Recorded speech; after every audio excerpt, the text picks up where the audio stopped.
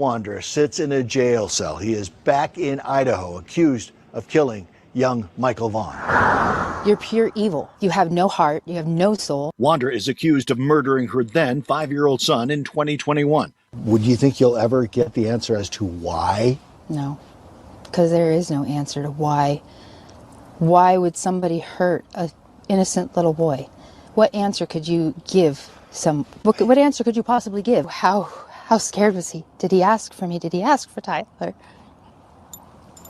Stacey Wondra has been charged with first-degree murder and second-degree kidnapping and destruction of evidence. Michael "Monkey" Vaughan went missing from his Fruitland neighborhood on July 27, 2021. This is a criminal investigation. Now, more than 4 years later, in newly unsealed court documents, Fruitland police named 4 people they believed are involved in Michael's murder. Those 4 names are ones we've heard before. This is Sarah Wondra. This is Sarah's husband, Stacey Wondra. This is Brandon Shirtliff, Adrian Lucien. As for what these 4 people have in common, they were all staying at the Wondras' home when Michael disappeared in 2021. That's just half a mile from Michael's home where he was last seen. In the PCA, police pointed to video evidence they say showing Shirtliff walking around the neighborhood. They say Shirtliff helped move Michael's body in a duffel bag temporarily to his mom's home in Kuna before standing guard as they buried him in the Wondras' Fruitland backyard. Stacey Wondra told police the 4 hoped to sell Michael for $10,000 each. He says the idea came from Adrian Lucien. Idaho News 6 is now learning Lucien was arrested and released in Indiana in October for a traffic-related misdemeanor. Sarah Wondra is currently serving time in the Idaho State Prison System for unrelated charges. She's eligible for parole in early 2026. Karen, is there any connection between the Vaughan family and the home where police had been searching? No, we've heard this more than once from the family representatives and from the police department that there is no connection between the Vaughan family and the home where this search took place. As you know, from the time Michael went missing, this has been an all-hands-on-deck investigation, and it remains very active and an ongoing investigation. You can't take one of our most precious citizens from us and ever expect us to stop. During the course of this investigation to date, we received credible information that the remains of Michael Vaughan could be found in the backyard at 1102 Red Wing Street in Fruitland. As a result, the Fruitland Police Department obtained a search warrant for the residence along with the front and backyards. That search warrant was served on November 11th. It was a Friday. We served that late in the evening. Upon entry, officers encountered Sarah Wondra, one of the known occupants of the home, and Sarah was subsequently arrested based on probable cause that she had knowledge of Michael's death and failed to report that death to law enforcement. The following day, the Fruitland Police Department, joined by the Idaho State Police, the Idaho Mountain Search and Rescue, the Fruitland Fire Department, and the Fruitland Public Works Department, began a very methodical excavation of the backyard of the Wondras' home. During that excavation process, the Idaho Mountain Search and Rescue Mountain States detection dogs deployed multiple certified human remains detection dogs on the property, all of them alerting to the presence of human remains. Ground penetrating radar was also used and deployed, detecting anomalies in the backyard. We completed the excavation of the entire backyard and removed over 250 yards of dirt. Prior to backfilling the yard, the dirt was meticulously sifted for any potential human remains. We did not find Michael's remains. Although the remains of Michael Vaughan were not recovered, we strongly believe, based on evidence, that Michael was abducted and is deceased, and that his remains were buried and later moved from the property. As of today, the whereabouts of his remains are unknown. However, the investigation is active, fluid, and ongoing. Once the excavation was complete, we conducted a thorough search of the Wondras' residence.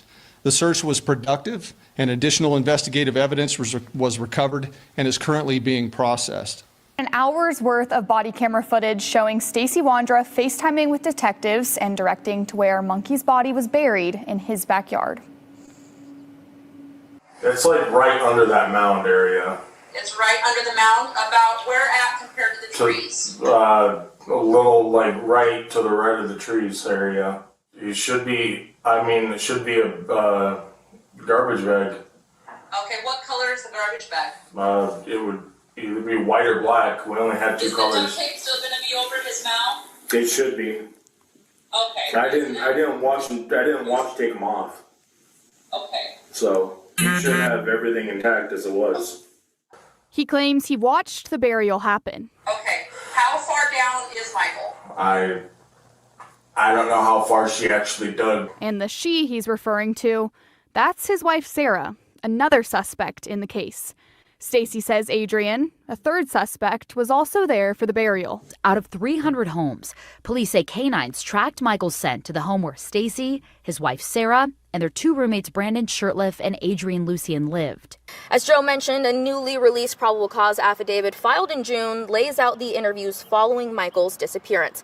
Again, during these initial searches, police say canines tracked Michael's scent to the fence line of the home where Stacey Wondra, his wife Sarah, and their two roommates, Brandon Shirtliff and Adrian Lucien, lived. All four of those individuals have been named people of interest in Michael's disappearance. One of Michael's neighbors told police they saw Michael riding a bike outside of the Wondra's home the day that he disappeared. Another neighbor said they saw that same tricycle at the Wondra's home during a garage sale months before Michael disappeared. The Wondras initially denied any involvement, but then in November of 2022, Stacey asked to meet with investigators. The PCA states Stacey claims he was home the night Michael was allegedly abducted and saw Sarah carrying Michael into the house. Stacey allegedly told police it was Adrian's idea to take a child to sell for money, and they would get a $10,000 cut. Stacey claims Sarah told everyone to, quote, follow her lead. Stacey told investigators they took him to Brandon's mother's home in Kuna that night, where they left Michael overnight. Stacey claims the other three returned to Brandon's mom's house the next day and brought Michael back to the Wanderers' home in Fruitland. Stacey told police Michael was not alive, and Sarah and Adrian buried him in the Wanderers' backyard. 2 days after Stacey's interview with police, they executed a search warrant and excavated the Wanderers' backyard. The affidavit says cadaver dogs alerted to the same area where Stacey told detectives Michael's body was buried, but to this day, Michael has not been found.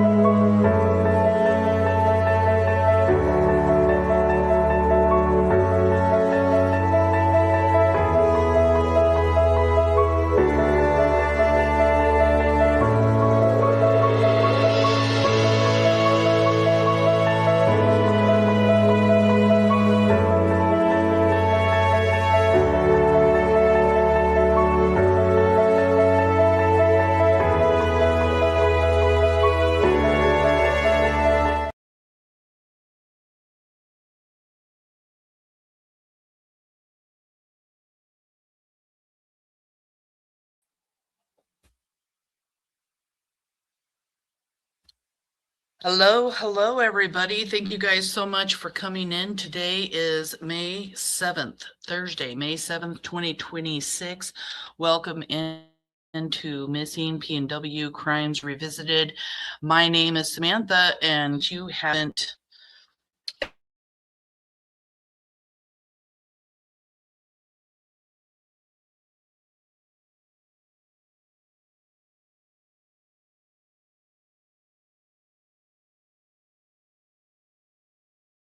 lots of people here, so let's say hello to everybody.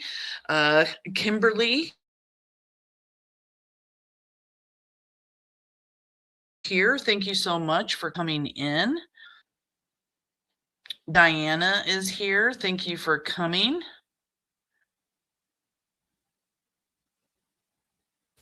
And the Tanks is here, Eli is here, thank you guys so much for coming in. Barb is here. Shannon, my beautiful moderator, is here. Thank you so much for coming. Under Your Scars is here. Love seeing all the new faces and the familiar faces. Beverly is here. Thank you so much for coming. A beautiful moderator, Purple, is in the house. Thank you so much for being here. Clever Phase is also in the house. Let's see.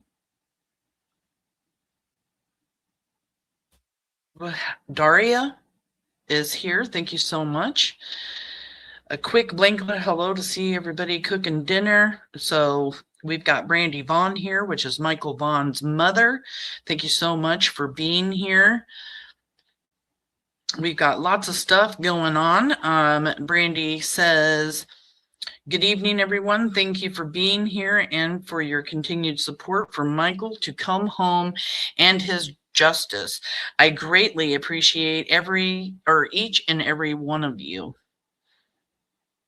And we appreciate all of Monkey's Army and the new people that are learning about Michael Vaughan's case. His case has traveled all over the world. We have people that come in from everywhere. Zane Lilly is here, my beautiful moderator Heidi, who helps me with the Kyron Horman case. We've got Big Oop is in the house. Darzilla is also here. My beautiful moderator Avi is also here. Hello. I miss you, hun. We need to have a conversation, don't we? We haven't talked in a while. Lynn is here for the moment. If everybody could send some prayers her way. She has some family stuff going on. I'm not going to air her business out, but if you guys could just send her and her family some prayers this evening, that'd be great. Shannon is listening from the car. Thank you so much for being here. So, in case some people didn't hear it a couple of days ago, Brandy Vaughan will be joining me in a series of lives starting next week. She wants to talk to everybody, tell everybody her story, their family's story, talk about Michael's abduction and what they went through and the things that they, went through during searching for Michael. Talk about law enforcement, polygraphs, you name it. Very excited to have Brandy up on panel. I've only had her up here once, and that's with Stacey Wondra, and that was a friggin' nightmare. So I am so happy to have Brandy join me up on panel. I think it's amazing. It's going to be great for everybody to hear and get a big perspective on everything that they have gone through over the past 4.5, almost 5 years. Michael will be turning 10. Would be turning 10 this summer. So we're going to also go over Brandy's Facebook here in a minute, a Facebook post. And Truth to Light is here. Thank you so much for coming in. We are here to talk about Michael Joseph Vaughan's case. We're here to talk about the fact that Michael Vaughan was abducted on July 27th, 2021 in Fruitland, Idaho, in his neighborhood after wandering away from the house while his dad, Tyler, was changing his little sister's diaper and ordering some pizza. And it's just so unfortunate that there happened to be four monsters, in the neighborhood that are greedy and wanted to abduct Michael to sell him so they could each collect $10,000. 4 named suspects in this case, named by law enforcement, are Stacey Wondra, Sarah Wondra, Adrian Lucien, and Brandon Shurtleff.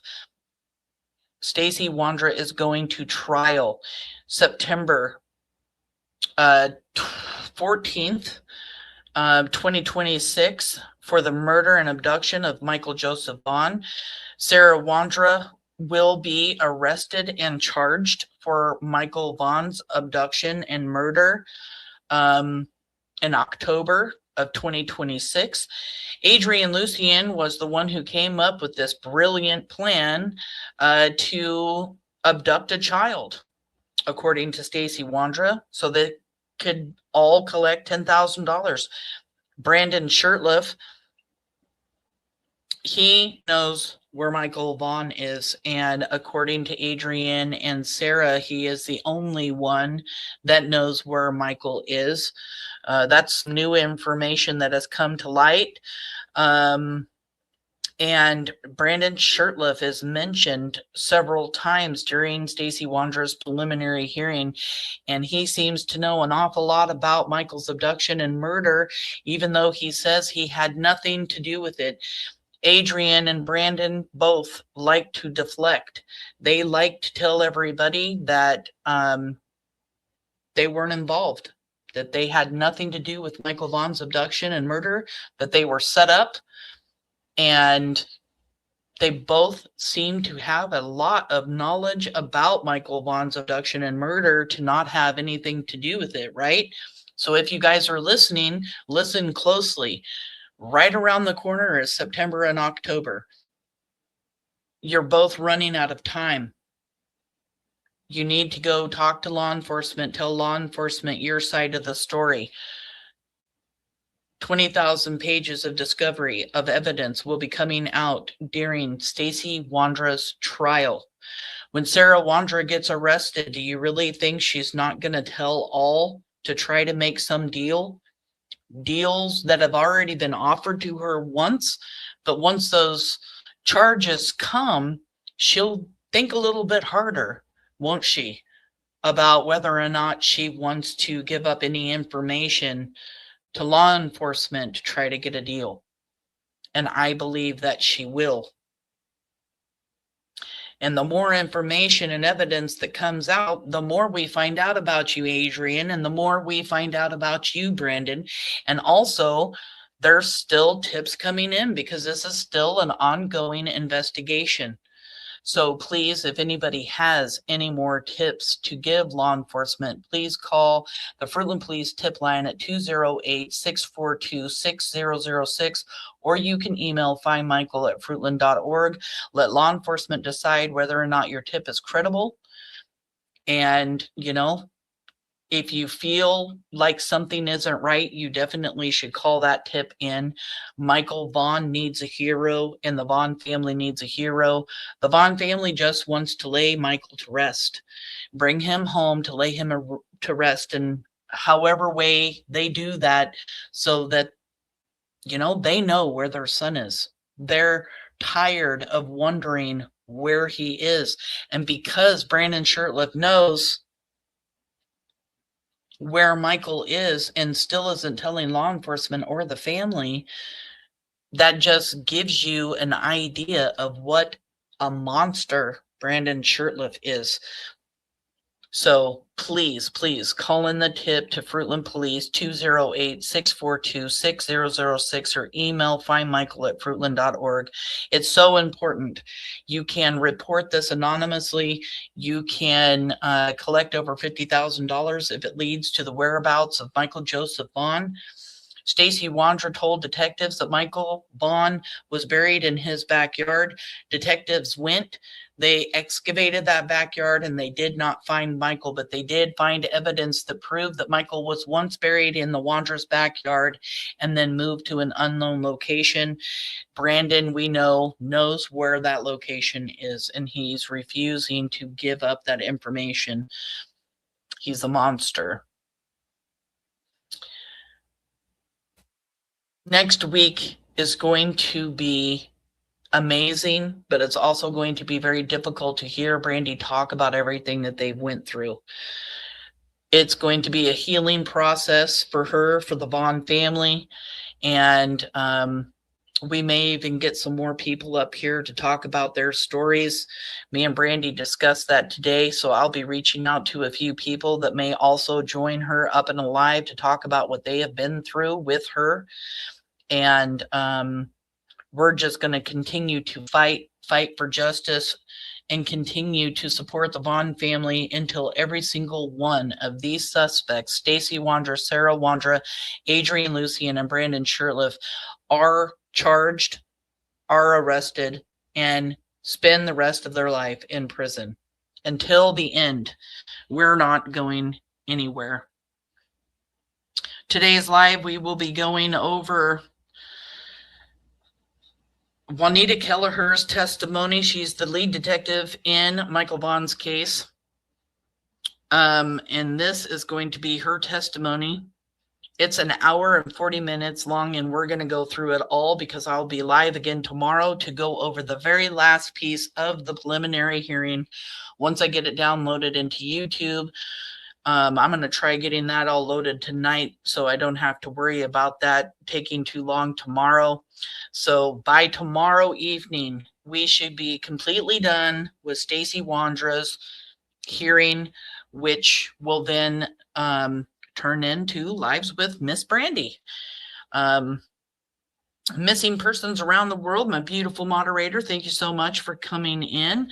Connie is also here. Thank you so much for coming. I hope you're feeling better, Sarah. I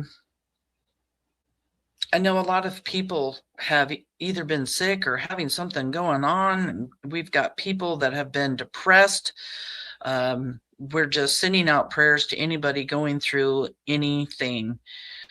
And I want to go over a Facebook post by Brandy Vaughan that she posted earlier today. And it is directed to Brandon Shurtleff and Tina Merrill, Brandon Shurtleff's mom. Brandy says, wow, Tina, your hypocrites.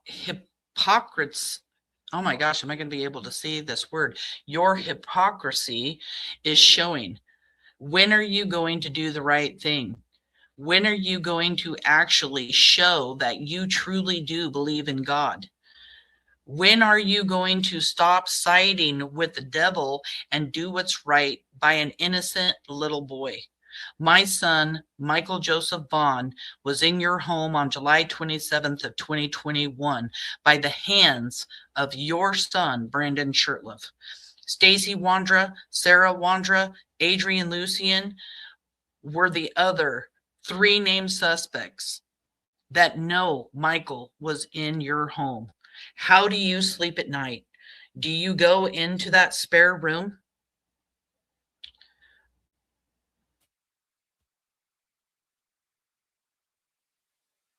Have you listened to the detail of what these 4 monsters have done? Prove that you are a woman of faith. Stop being complicit. Stop being blind. Stop lying.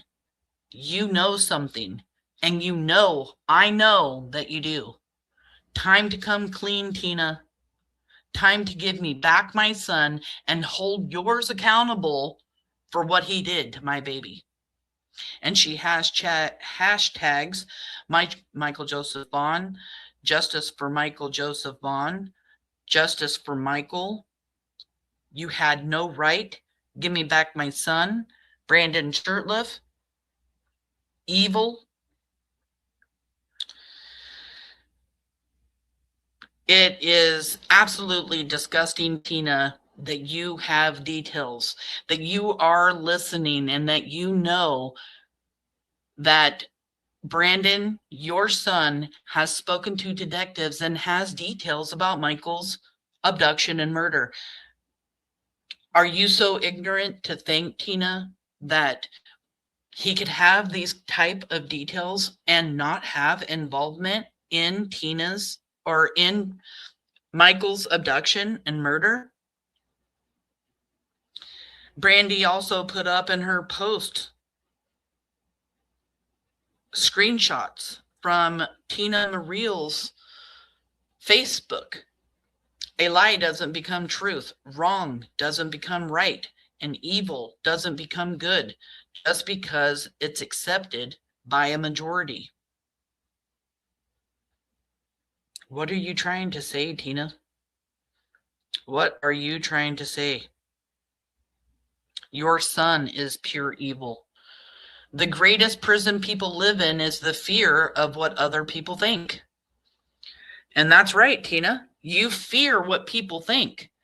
You fear that people are going to find out what you know, that people are going to find out Brandon's involvement in Michael's murder and abduction, and you are in prison yourself because of the fear that you know people are going to think of you and your family, what your church is going to think about you and your family once the truth comes to light. So sit there in that prison or tell what you know. Tina wrote, help them learn. Don't do it for them. Never help a child with a task at which he feels he can succeed. And why do you keep letting Brandon Shurtleff get off the hook? Why do you pay for his attorneys? Why do you pay his fines to get rid of his warrants? Why do you keep just giving a little slap on Brandon's hands for what he has done in the past instead of being a real mom and actually standing by what you say here? Help them learn. Don't do it for them. Don't pay for everything for Brandon. Don't coddle him. Don't let him still suck on your tit. Cut the cord, Tina.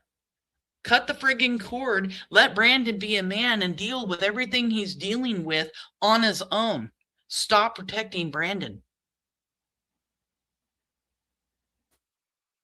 Just stop it already. Death is not a tragedy. Death is our passport to glory. Death without Christ is a tragedy. You don't think death is a tragedy?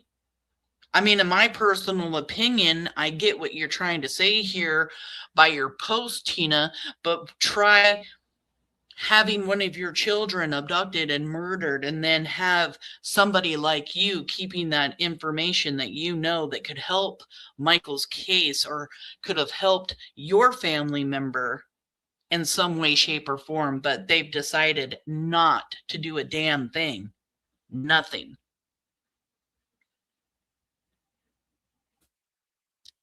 The Vaughan family has lost Michael Vaughan, their son, their grandson, their brother, their nephew.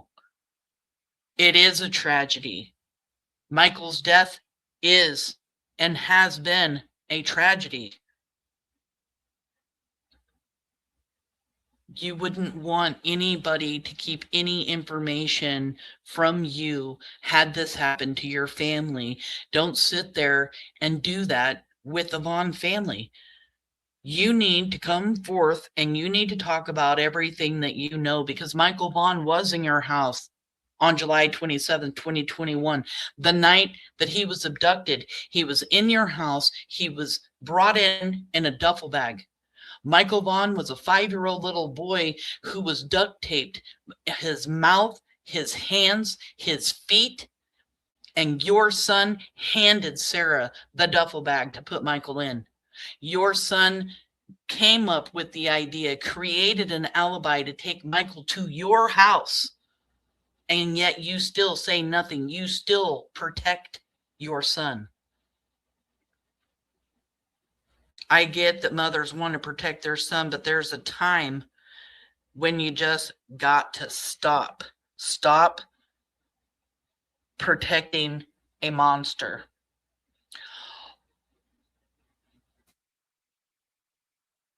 Hold on to my promise. When your world comes unglued, you can rest your heart. Just be still.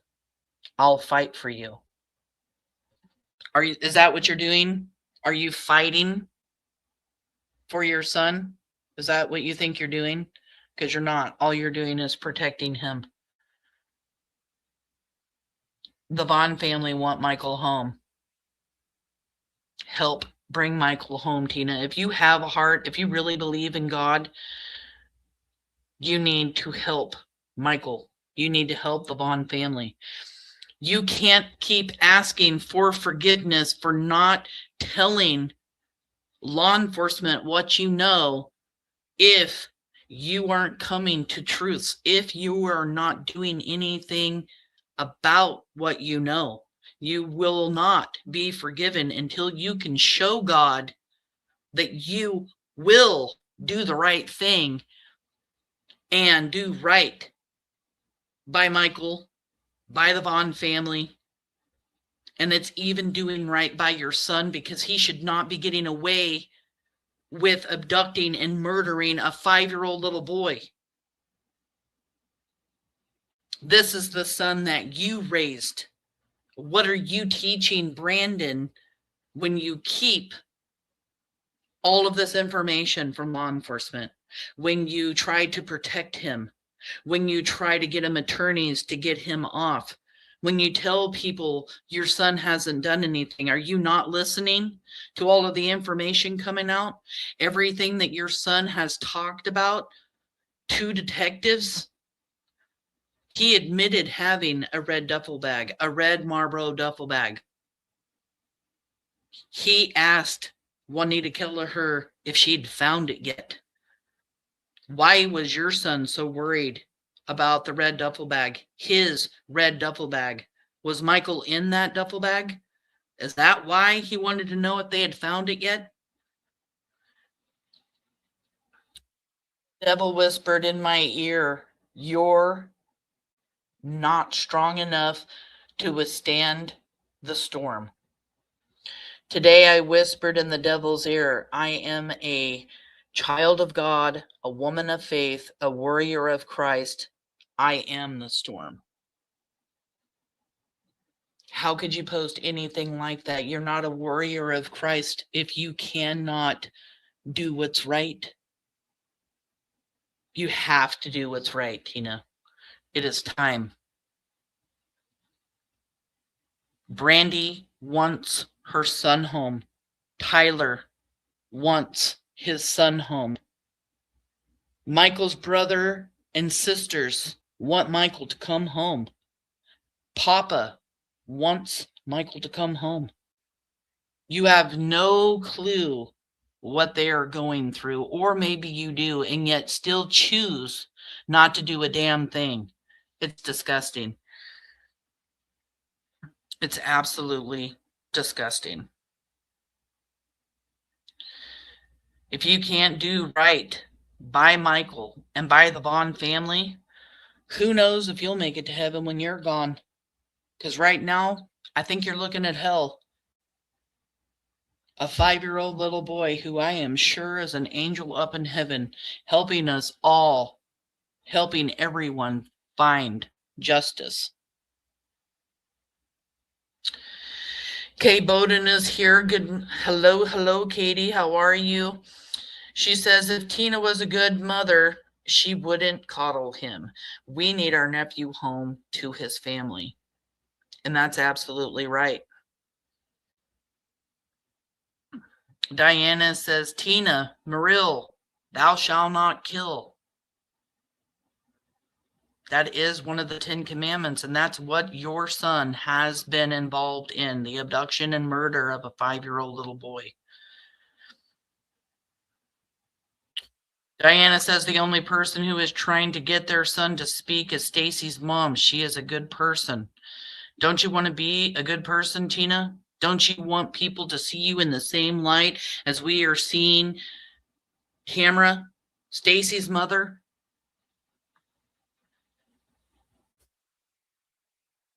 You have to stop coddling Brandon. Teach accountability, Tina. Thank you, Aileen, for coming in. That is so true. He needs to face it. He needs to face that accountability. And accountability is going to come whether you help give that or not. Truth Delight says, Tina, you are falling short of God's grace on this one. Now come do what's right, or Christ will say, you did not know me, and you should know this if you are a child of God. Thank you for that, Truth of Life. It's so true. And she knows. She goes to church and has gone to church every Sunday for many, many, many years. She knows what God expects of her. And yet she is still choosing not to do the right thing, even though so much information has been coming out about her son. Brandy Vaughn says, you have covered for a whole life of bad choices, bad decisions for Brandon. Michael didn't even get to start kindergarten because you never made him take accountability in his life. That is on you. Michael was looking forward to going to school. I remember talking with Brandy just this last week about how she was trying to make the decision on whether or not she was going to go shopping for his backpack for school, because she so truly believed that Michael was going to be coming home.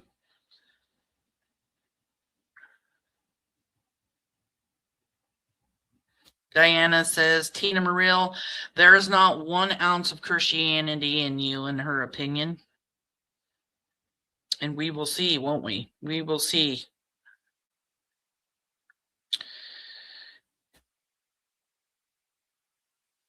Good point here too, Diana.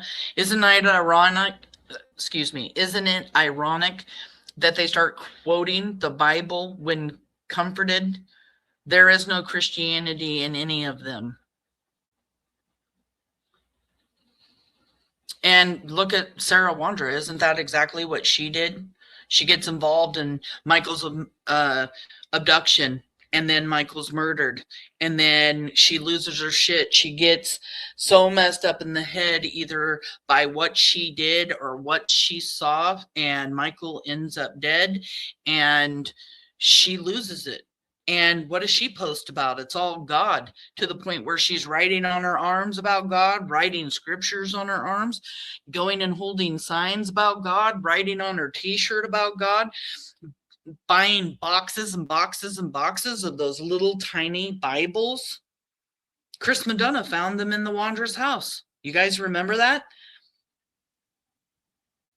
Sarah Wondra even tried to use God and say that she was going to be forgiven for her sins. Well, you have to take accountability when you want forgiveness from God. And if you're a true Christian, you know that, you realize that, and you can't play games with God. He knows your heart and soul. And if he knows, Tina, that in your heart and soul that you know things and you're still asking forgiveness for whether it's for Brandon or yourself for not coming forward with this information, that forgiveness will not come until you do right by Michael and the Vaughan family. Ashley Higgins, thank you so much for coming in. So glad to have you here. I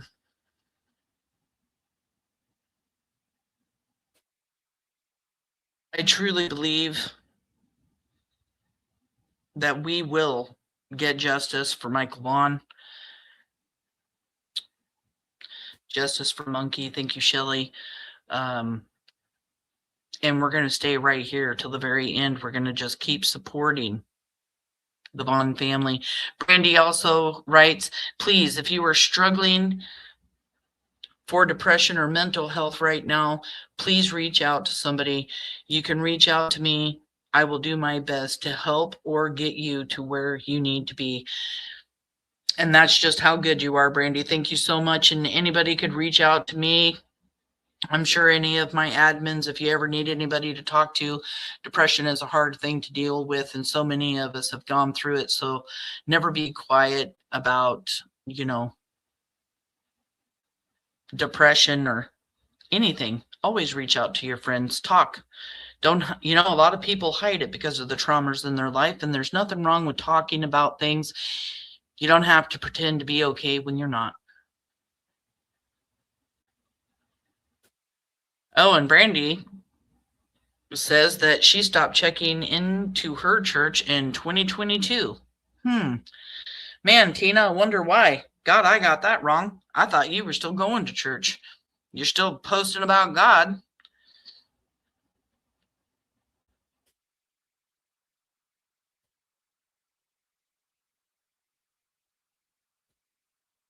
Two-stepping is in the house. It says, like the judge said to my ex, what are you going to say to God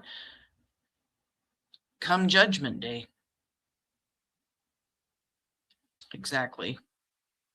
Karen, all the way from Germany, thank you so much for being here. Like I said, Michael Vaughan's story has reached around the world, and as the preliminary hearing, or the trial, excuse me, pushes through and moves forward, I'm sure a lot more people are going to start paying attention to Michael Vaughan's case. And, you know, that's one of the reasons why I'm here. Michael Vaughan was not getting the attention that he needed. He needed more awareness. Domestic Pinup, thank you so much for coming in, hun. Karen, no worry about being late ever. I'm just glad you're here.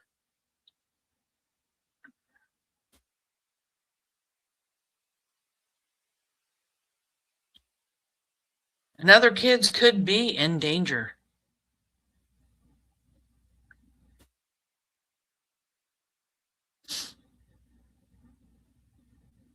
Because of Brandon. Since we do have a very long video to go over, I'm going to just push along here. Thank you, Connie, so much for sharing the live. Ember, thank you so much for being here. Quiet here. Church equals people, not a building. That is so true. You don't have to be going to church to be in church, do you? You can do it right from your home, anywhere. Tina, sometimes you have to do tough parenting, and isn't that the truth? Lots of parents have to do a lot of tough parenting, and it helps your child. No matter what, it ends up helping your child. And you're not helping Brandon, Tina. You're not. You're making him think that he has gotten away with abduction and murder of Michael Vaughan, and that it's okay. That it's okay that they did all of those things to Michael. I'm going to be watching from my phone. Unfortunately, in this video, and Juanita Kelleher is behind the stand, and she's got a microphone. And the prosecuting attorney, Mike Duke, when he spoke, he was close to a mic, but the defense attorney is not close to a mic. So you're going to have to turn your phone up, put your earbuds in, and possibly watch the caption to hear the questions that are being asked of Juanita Kelleher, because you can barely hear anything he says. And I hope that the caption works great. I hope we're going to be able to get through all of this without any hiccups. I know the last time that we went live, all I heard was a bunch of gurgling, but the live came out great and everybody else could hear it just fine. So I'm really hoping that it may have just been my computer hot from trying to download stuff for hours and hours and hours before the live. So let me get over here, share my screen, get started on this, because it is going to be long and we are getting through it all, because I'm ready to move on with the rest of the preliminary hearing tomorrow, which will probably be about an hour and a half's worth of information, plus me running my mouth.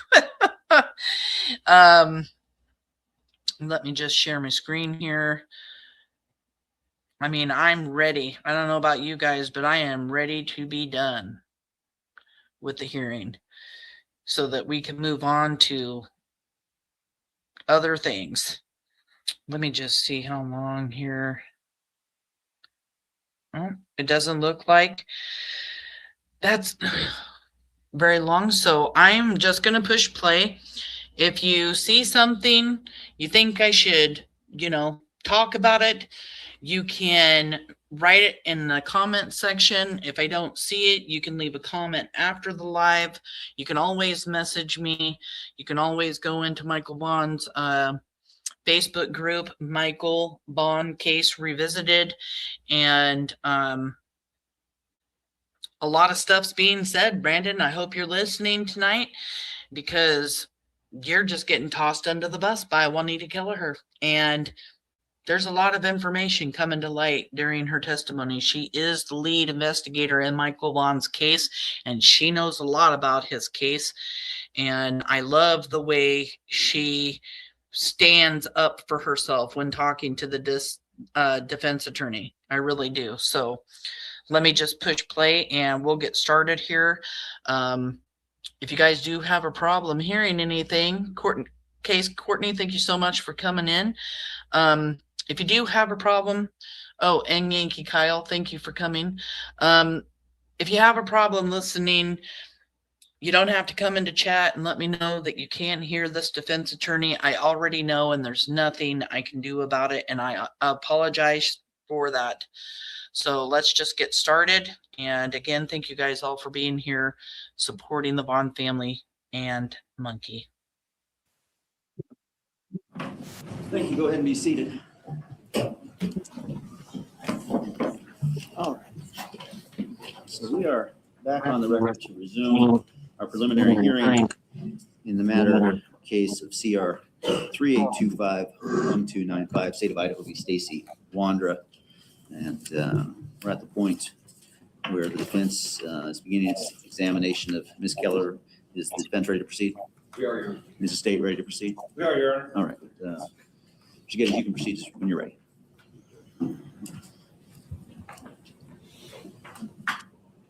Detective, so can you hear me without mine? Yes, I can. Okay. So let's go back to the beginning. This was July 27 when you got the call, 2021? Yes, sir. And you didn't arrive on scene until about 9:30 p.m. or so? 10:20. What time? 10:20? 10:20. Yeah. And so have you worked missing child cases before? Is that something you're first in? I don't believe that happens very often around here, so that would be my first. Yeah. And so let's just talk about what your kind of initial investigatory approach was. Is it true that the first thing you look at is this kid's wandered off, let's go find him? Is that what your first thought was? Can I answer your last question? I did think something. So we do have a lot of missing kids, but normally they're recovered pretty quickly. So this is not my first case, but this is my first case where we have not recovered the child. Understood. Thank you for that clarification.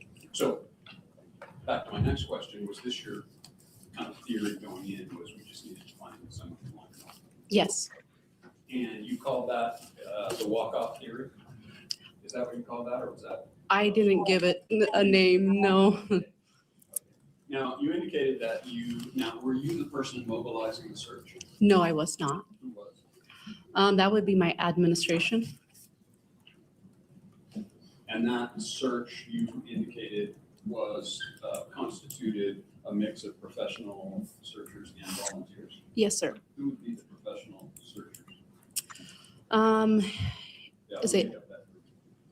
Oh, there's lots of them. There's Intermountain Search and Rescue, Rocky Mountain Search and Rescue, Idaho State Police. FBI had their own stuff. We had Card Team. We had Team Adam. There were several different ones that I was aware of. Did you have neighboring law enforcement agencies help you as well? Several. How many people would you say approximately were involved in the search? That's a question you'd have to give for my admin. I was at the residence at the time. And did you utilize volunteers as well? We did. And were dogs used in that initial couple of days, or did they not come in until later? I believe we had some dogs arrive. It was after midnight that night. Same day? Mm-hmm. So it would have been on the 28th, maybe early morning hours? Yes, sir.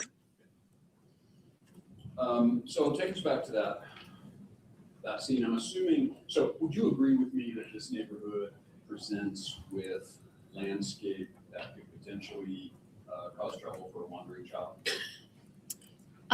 In that right area? Sure. There's alfalfa fields. There was cornfields. There's a roadway that has cars. There is there's a dirt road that goes down to the river, right? several miles away. Well, I wouldn't say several miles, but quite far walk. And then right there at the end of 8th Street, there's kind of a ledge that drops off into a swampy kind of area, right? So if you were to follow 8th Street, it turns into like a farmer's road. And then you take the dirt road down around. If you go off the edge, there's water down below, but there's also a lot of blackberry bushes and stuff in between that cliff and there. So. And the highway's nearby, right? The freeway? Yes.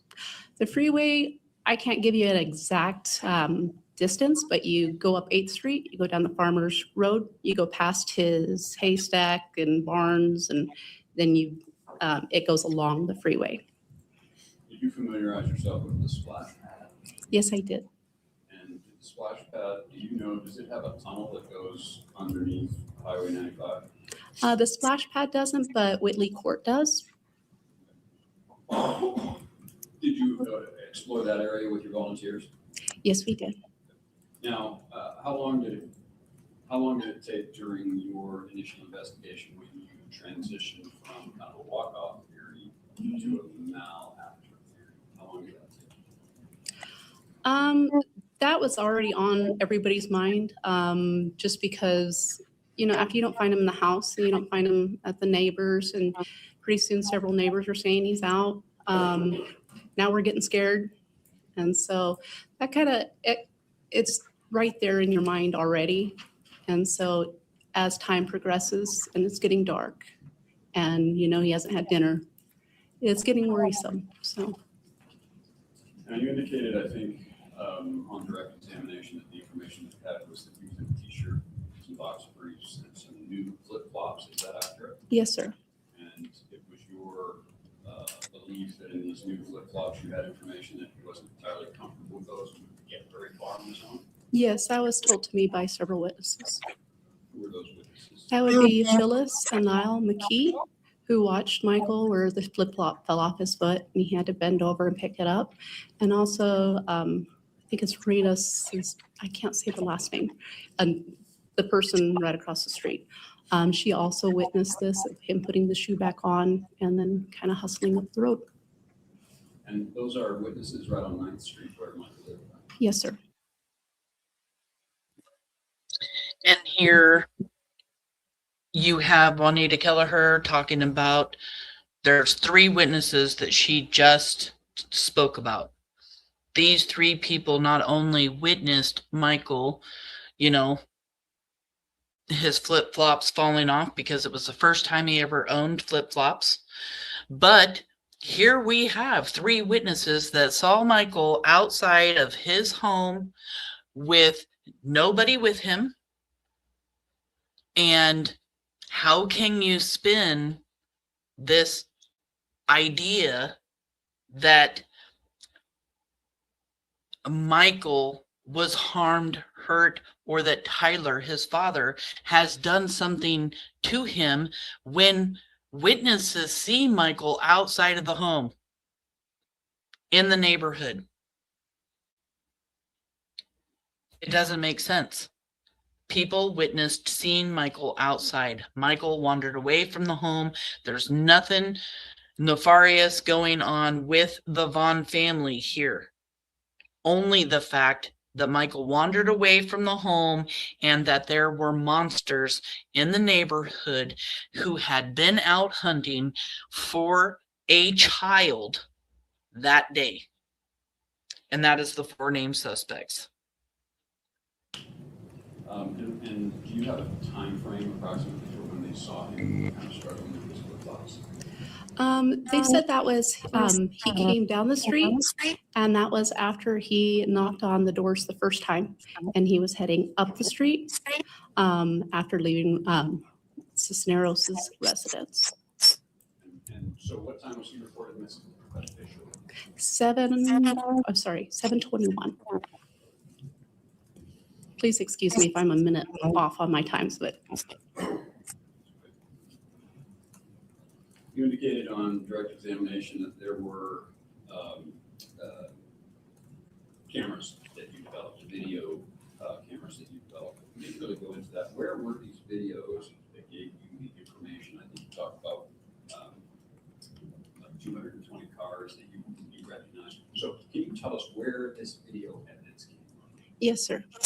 There's a house at 721 Whitley Court, and she has video on the front of her place that shows 8th Street right by the splash pad. The front of the splash pad is in view in that camera. There's also a second camera that's over, you can see the field area just after the splash pad. You can see the front of the house to like the north area, and then like to the east a little bit. You can see the intersection. So these are residential videos, like ring door cameras or something? FBI downloaded that for me, so I can't tell you exactly what that was. And ultimately, you identified 220 cars going in and out during the relevant time period? Yes, sir. Did you locate every single one of those vehicles? Within the relevant area, yes. There was, I believe, 8 within 720. So there was a couple that we could not positively identify, but we believe who we know they are. So. And you said there were around 300 homes in the area, and you interviewed everybody? I didn't myself. But to your knowledge, everybody in that neighborhood was interviewed? Yes, sir. Yes, sir. Numerous suspects developed? Yes, sir. Who were they? Oh, you know, there's multiple teams working on that, not just myself. Were the Starkey suspects? Of course. Do you remember off the top of your head any other potential suspects? Off the top of my head, God, we had thousands of leads, and a lot of those leads gave us new suspects. I couldn't tell you. Okay. What first brought your attention to 1102 Red Wing? What first brought my attention to them was around November 2nd of 21, of witnessing the white car come into the splash pad, and then identifying who that was, and then looking at his statements, which was inconsistent with what I found. Okay. So Michael's reported missing on July 27th, and you don't really take much of an interest in 1102 Red Wing until November 2nd. Is that what you're saying? I believe the interest was sparked earlier in the investigation, which I was not the lead in that. But that would be other agencies that did that, and that was reported to FBI, I believe. Why were you watching the splash pad on November 2nd? I was. Oh, okay. I've spent several hours, days, months watching those videos. And I decided to go back and search again. And I watched when Kira came home from school. And I was watching to see maybe if somebody had followed her. Was anyone in the family identified as a suspect? Everybody's looked at as a suspect that was in the home at the time. Including Kira and Ben? Yes. Tyler and Brandon? Yes.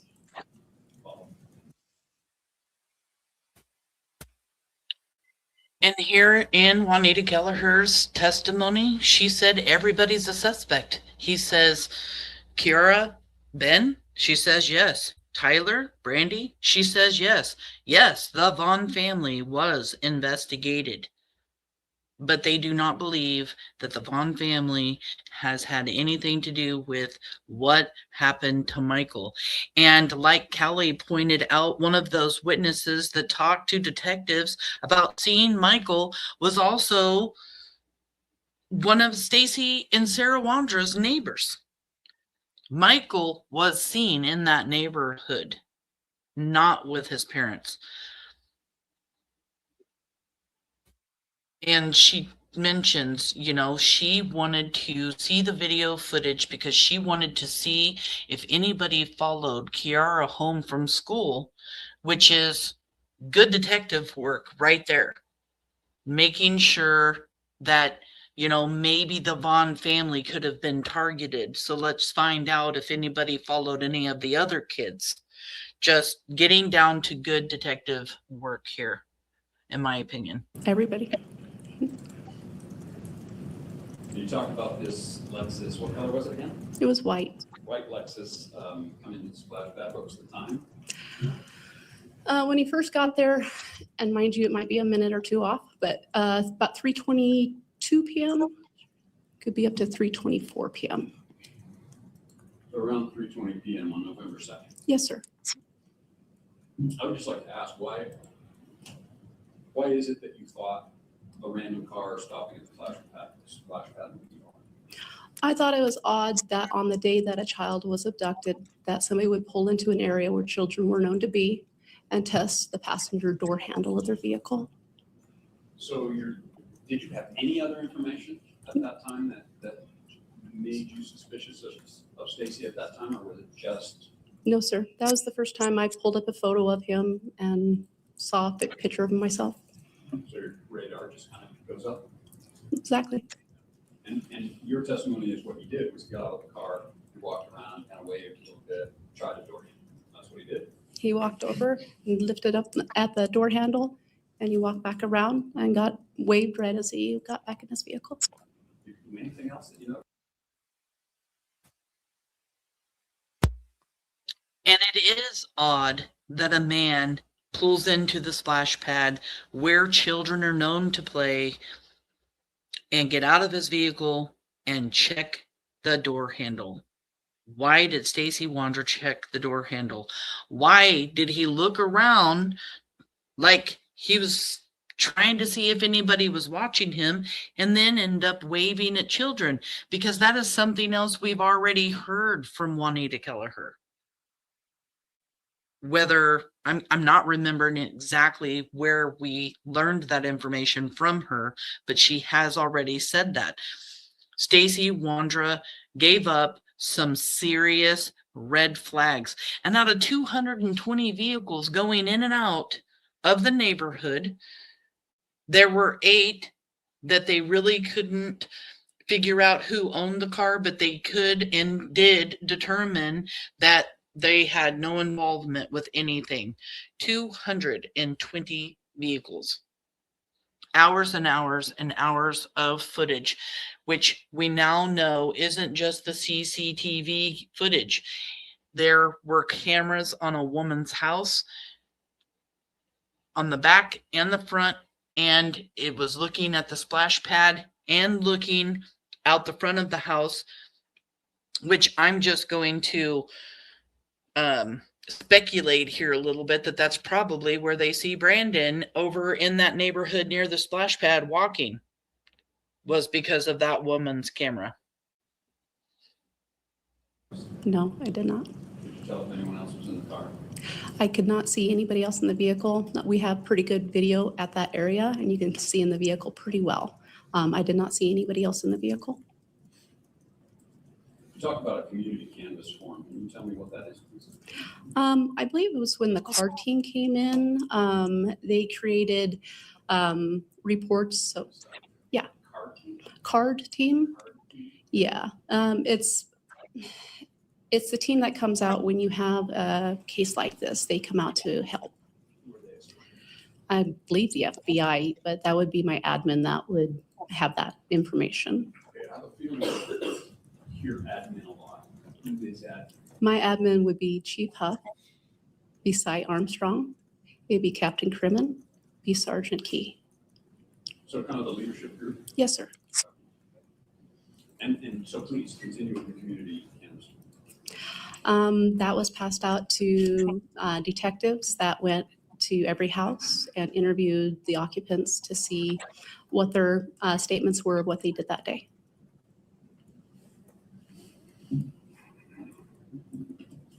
So at this point, let's just jump into these interviews. You indicated that the very first interview that you had with Stacey was on November 5th. Or was that not you? November 5th, 15th, you mean? Just tell me, when was the very first interview with Stacey? So the interview was actually with Sarah Wondra on November 15th of 2021. She asked me to come in the house to ask Stacey himself of what he was doing at the splash pad on that day. But since they were communicating together, I stopped it, and then I asked them if they can come to the PD, and then I interviewed Sarah. Wow. never heard that before. Sarah asked Juanita Kelleher to come into that house and ask Stacey about why he was at the splash pad. And then she decides to have both of them go down to the police department. Wow. That's a huge thing to me. And did you guys notice that the defense attorney? No, just tell me. She's trying to tell him, you mean November 15th? And he's like, just tell me.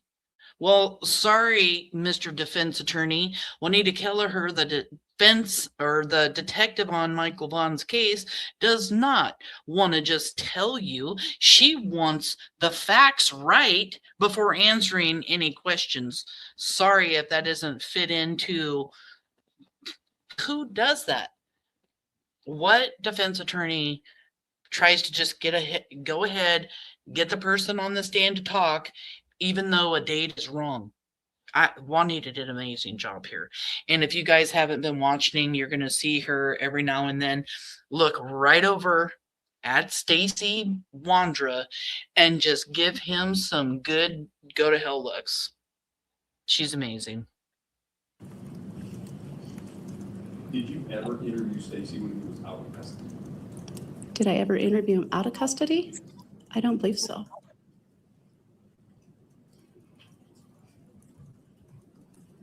Now, let's fast forward to, you've gone now several years, still haven't located Michael, you're still following leads. You don't give up on the case, right? You're still investigating. Yes, sir. And at some point, you already have Stacey on your radar. Yes, sir.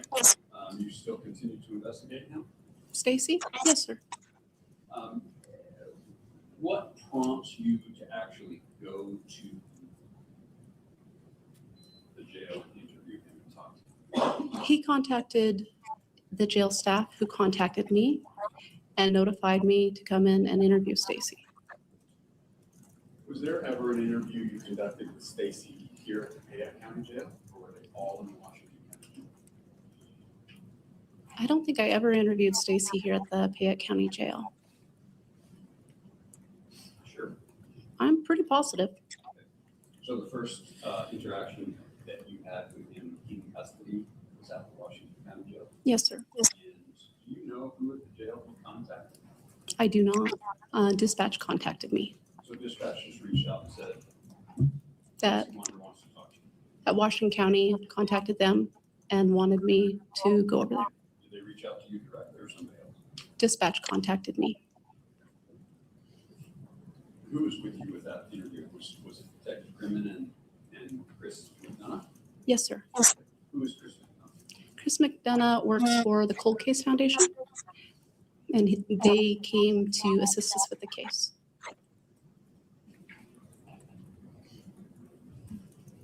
Now, when you first went and talked to Stacey that first time, what was that date? That was the very first one? Very first interview? When I went, I believe it was around November 5th of 22. So it was just the three of you and Stacey? Jail staff would let us in, and so they were kind of not in the room or anything with us, but they were there, so. And every interaction that you had with Stacey was recorded, is that accurate? Yes, sir. Was the first thing that Stacey really talked to you about when you came in the room was, you mentioned, right, that he had talked to his mom? Yes, sir. That Sarah was talking to you, and didn't he tell you he wanted the same deal with Sarah? Yes, sir. Did he identify what that deal was? I don't believe he did. Did you know what deal he was talking about? I knew that she was requesting a proffer meeting for information about Michael Vaughan. Did you have any information at that time? Were you working any kind of a deal with Sarah? Were you talking to her at all at that time? No, I was not. Now, just to be clear, he was not in custody on these particular charges at that time, right? He was not. What was he in custody? I believe it was felon in possession of gun. And those were federal charges. Yes, sir. And it's Washington County Jail somewhere where federal often housed in Idaho. Yes, sir.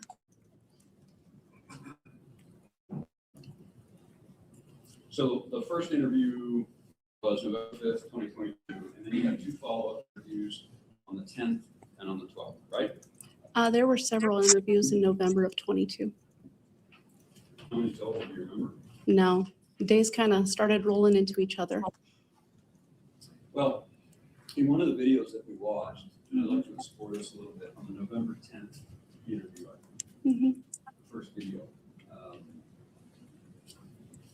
somebody, and I don't remember if it was you, maybe you remember, somebody, maybe it was cold case guy, like we discussed before, we need to read you your rights. So that seemed to imply that you had had a previous conversation with him. What were you referring to, or what was he referring to when he said, like before, we can't talk to you about your federal right charges and you need to read your rights? Well, So I would believe that was said by Scott Crimmen, who's our detective, and who had interviewed him on November 15th of 2021. But as far as what he was intending or meaning by that, that would be, you'd have to ask him. and Stacey says, doesn't he, I talked to mom and I want the same deal you offered Sarah. He says that, right? Something along those lines. That's why we watch the videos, because I can't remember word for word how it was worded. And then he goes on to say that I gave substantial amounts of information and I don't have anything else to give. He says that when he says, I've already given you substantial amounts of information, I don't have anything else. What's he referring to? It was that conversation where he gave substantial. That was during the second interview on the 10th. He was claiming that on the 5th, he gave us substantial information and that he has nothing else to give, which we did not believe true. And your response to him, right, is I don't believe you told us everything. Yes, sir.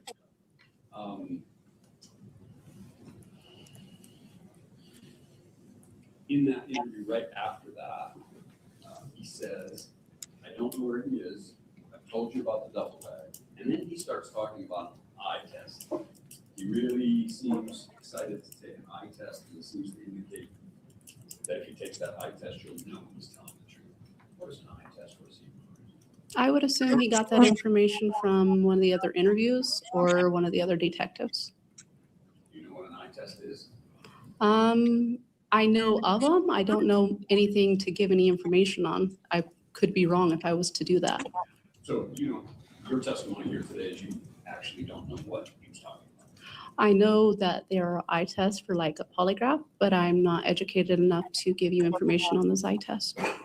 Was this related to the polygraph? I believe if you're asking his statements, he was indicating that it was like the polygraph. So. Doesn't he also, he appears quite aggravated, does he not? Do you agree that he's aggravated, that he has told you things? He thinks he has told you substantial things, and you're giving a deal to Sarah, not to him. Does that seem to be a big concern of his? He mentioned that, so I don't know if I would word it that way, but. Did he say on several occasions that he just wants out? Wanted out of custody? He said that before. Was it your understanding that that was the reason he was talking to you? Was he was hoping to work some sort of deal in his federal charges so he could get out of custody? I don't believe that, no. You don't believe that was his goal? No. Even though he said he wanted out?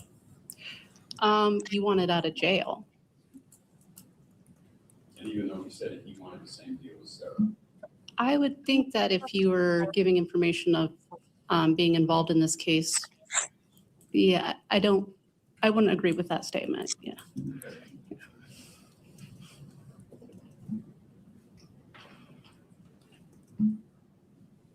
He tells you in that interview, does he not? Sarah knows damn well I had nothing to do with this. He uses those words, right? There was a time that he said something very, very similar to that. I believe it could be the same words. You remember him talking about abuse that he had suffered at Sarah's hands? Yes. What was that abuse? He said that she was very abusive, that she had held a shotgun to him and a butcher knife to his neck on different occasions. It's kind of a common theme of his in his conversation. You write that he was scared of her. Yeah.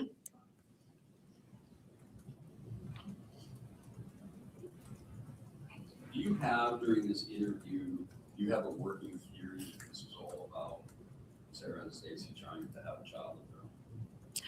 I didn't have a theory on that. That was implied to me during the interviews. Did you ever make any kind of deal with Sarah related to this case? No, sir. So it's true when you told him the only deal I'm going to do is if I get Michael back? Yeah. You meant that?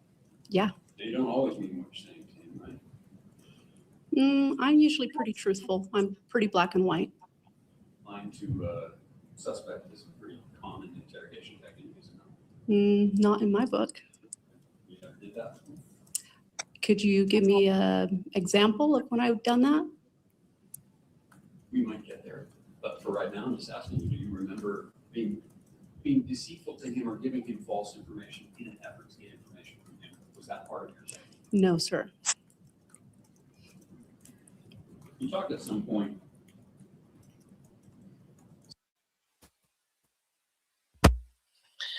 This defense attorney pretty much tries to insult Detective Kelleher by calling her a liar. And she's letting him know, like, I haven't lied and I didn't use those kinds of tactics here. Like, that's not what she did with Stacey Wondra. This defense, the way that they go at the people on the stand is insane to me. And I know they're supposed to be the defense and everything else, but they have done and said a lot of strange things. And unfortunately, it's because they've gotten a bunch of information from a YouTube creator because they have nothing else. They have nothing else except for what this YouTube creator has given them. The same YouTube creator that's been working and talking with Stacey Wondra, all these weird, crazy questions being asked that doesn't make sense to anybody else. And it's because of conspiracy theories and stuff made up by a YouTube creator. It's insane. It's just crazy talk. Says something along the lines, this whole thing with the child, it didn't work out with Jesse. Mm-hmm. Who's Jesse? Jesse Love or Lovell. He's out of, I believe he said Nevada.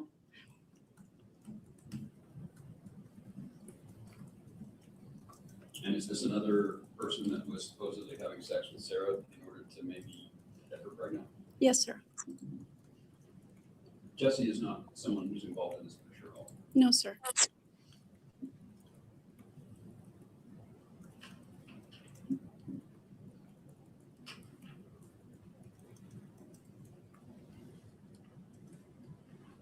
So Stacey tells you that he stopped by the splash pad at that incident that caught your attention because he was looking for my can of chew. Yes, sir. Did you believe that? No, sir. What did you believe he was actually doing? Testing the door handle. Why? Well, are you asking my opinion?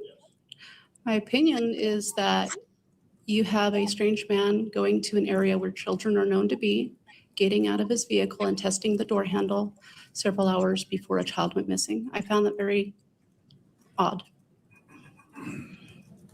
But you haven't really told us why. Because I don't think a normal person would do that. But at this point, this is your guess, right? You're just guessing. This seems odd to you. That's why we follow up on it. Yes.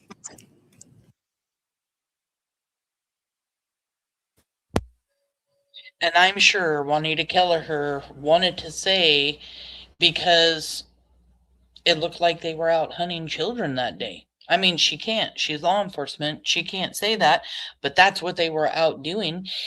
And if Stacey Wondra said that he lost his chew in the floorboard of his car, then he says he gets out. He goes around to get the chew out of the floorboard, out of the car, and he gets back in. Well, guess what? That's a lie, because he doesn't get his can of chew from the floorboard. He checks the door handle, because he's leaving the splash pad to go to another park and sit for hours before coming back home. Another park where more kids are, a skate park, kitty corner from the Albertsons where Tyler and Brandy worked. He is a predator. He was out looking for a child. He was checking that door handle. He was looking around to see if anybody was watching him, waving at children. It was odd. It was strange. And it makes it strange that the defense attorney doesn't see anything wrong with it. Well, Stacey Wondra lied about what he was doing at the splash pad.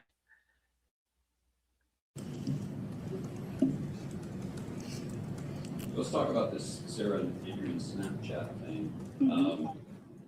Stacey talks about that as a way to make money, right? Yes, sir. Now, did you develop information during your interviews? This is a couple or a family institution that doesn't really have a steady source of income. Is that fair to say? They were working for Liberty Taxi at the time, but it seems like they were always trying to find ways to make money. They had kind of a phone thing. They had several different things they did. Some side hustles, you call them. Yes. Fixing cars. Um, Pretending to fix cars. that might be a better way of putting it. And so Stacey starts talking to you about Sarah and Adrian kind of conspiring to do this Snapchat thing where they're basically offering sex or sexual services for money Yes, sir. with a fake profile. Basically, Stacey describes that as an effort at prostitution. Yes, sir. Did Stacey ever indicate that he was involved in that in any way? Stacey said that on the day when they came back with my.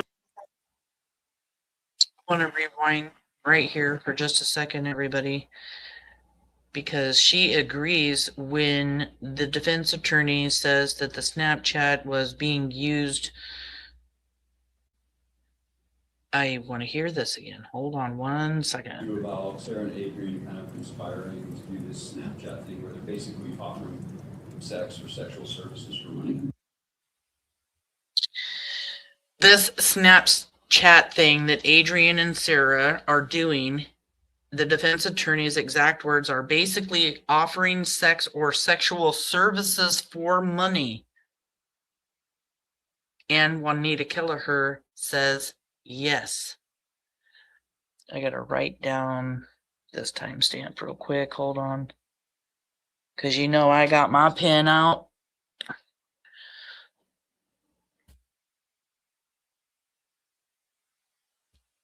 Timestamps.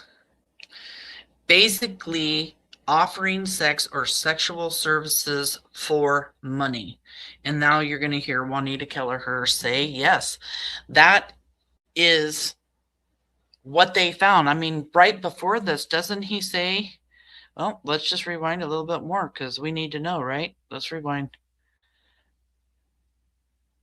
Make money, right? Yes, sir. Now, did you develop information during your interviews? This is a couple or a family institution that doesn't really have a. He says, did you develop information during your interviews? Okay, so basically meaning during interviews with Stacey, you found out this information. So the Snapchat thing is from information. I was just trying to clarify whether or not this actually came from one of their phones or something else. So we'll just continue from here. They were working for Liberty Taxi at the time, but it seems like they were always trying to find ways to make money. They had have a phone thing? They had several different things they did. Some side hustles, you call them? Yes. Fixing cars, Um, pretending to fix cars. that might be a better way of putting it. Yes, Shannon, it was Liberty Taxi Service before Sarah Wondra changed it to Faith Taxi. And I believe they changed it to Faith Taxi after Michael Vaughan's abduction. If I'm correct. Do not quote me on that 100%, but I'm pretty sure they changed it to Faith Taxi after Michael Vaughan's abduction, because she posted something up on her Facebook, and I'm pretty sure that's when it is after. So it was Liberty Taxi Service, and then it was Faith Taxi.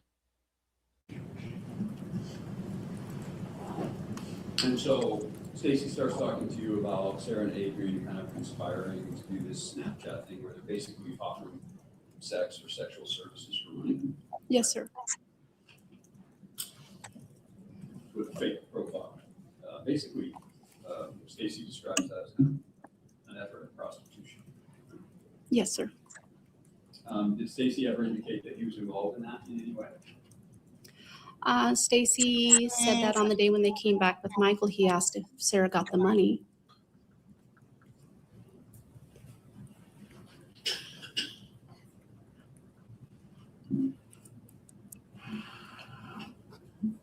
Hey, so you start talking as you're kind of coaxing him and continuing to tell him that you don't believe what he's saying. He starts. The defense attorney just said that Juanita was coaching him, coaching Stacey on what to say. Wow. Talking to you about hearing, he assumed Sarah coming home. He indicated that he believes Sarah came home because he heard the door slam. And his initial story was that when she came in with Adrian and Brandon and something seemed off. Yes, sir.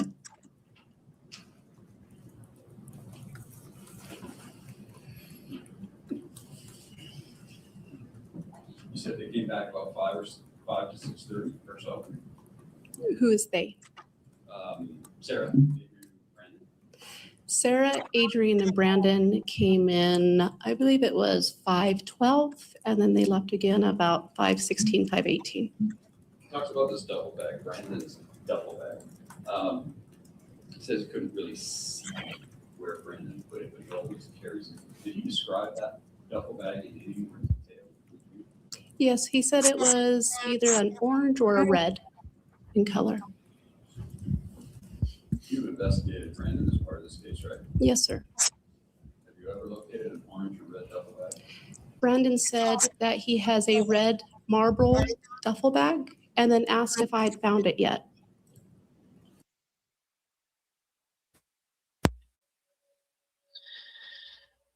Just wow, right? You guys hear that? So he says, let's talk about the duffel bag. Stacey said that Brandon had a duffel bag. He wasn't sure where Brandon had it.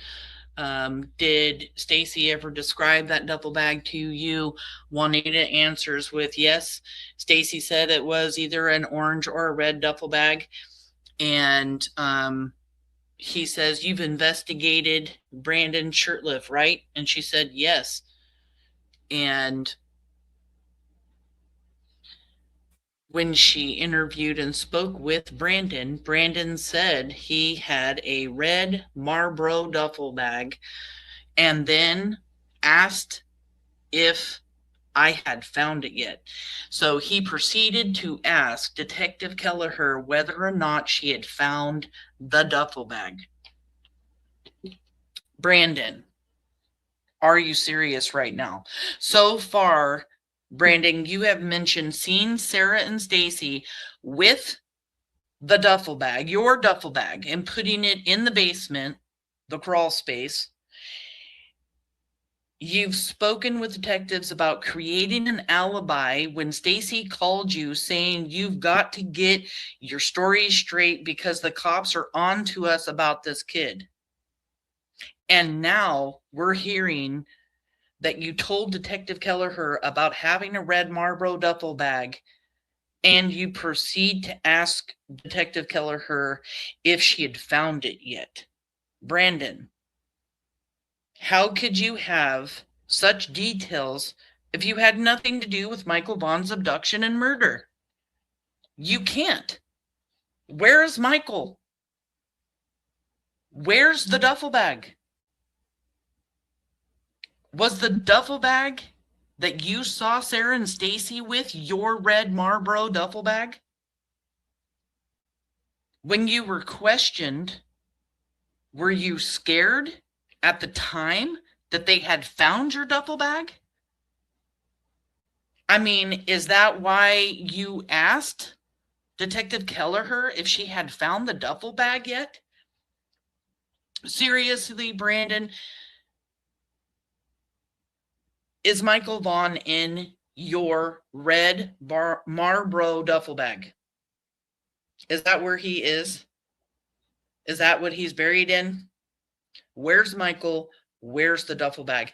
Everyone, your family, your friends, the world sees that you are involved.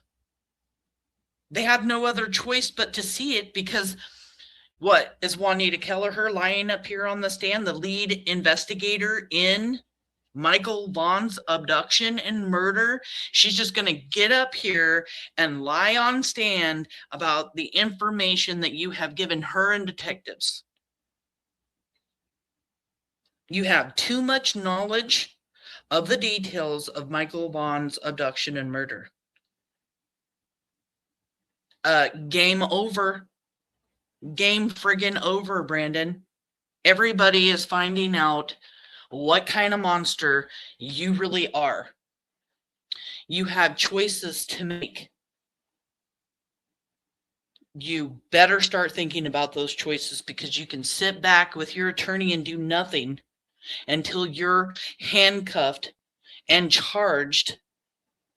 Or maybe, if you're smart, you could go talk to law enforcement, give them your side of the story, talk to them some more, and give up where Michael Vaughan is. It's your decision. Have you found it? No, sir, I have not. Do you have any information in regard to how big it was? He said it was a normal sized duffel bag.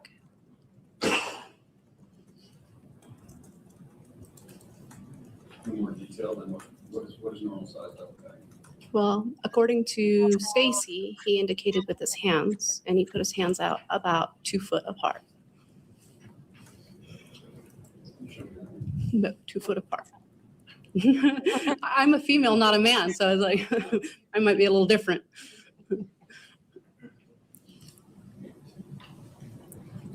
So he then, you're talking to him about this duffel bag and what he sees in this duffel bag, and he starts talking about how it looks like it's maybe just normal filled with clothes, right? No weird shape or anything to it. I found that odd too when he said that.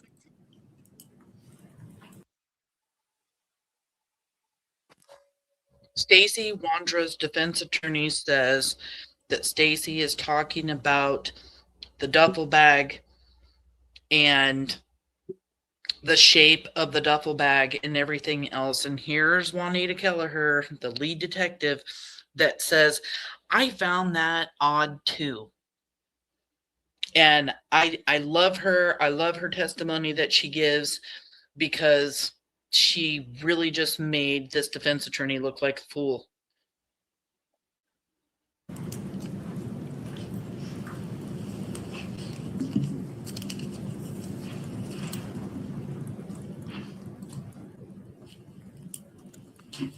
So he's talking to initially about Stacey's description was odd. Ontario to sell the child, trade the child. Yes, sir. And then ultimately you developed, and we'll talk about this later, kind of your phone efforts, your triangulation of their phones and all that stuff. But you have information that that's probably not true, right? That they ever went to Ontario. I don't agree with that. Because the phone data does show that Sarah went to Ontario.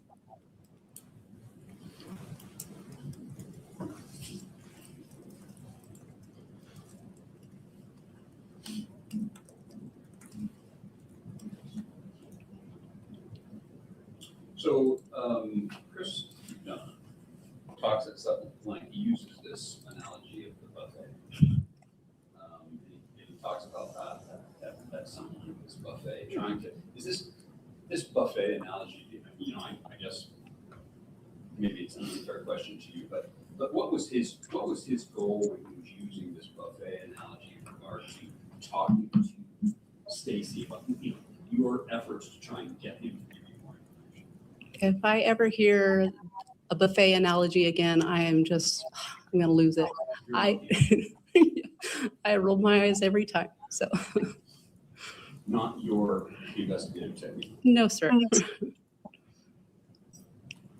So there's also a technique that officers use quite frequently, and it seems like you use this frequently with Stacey.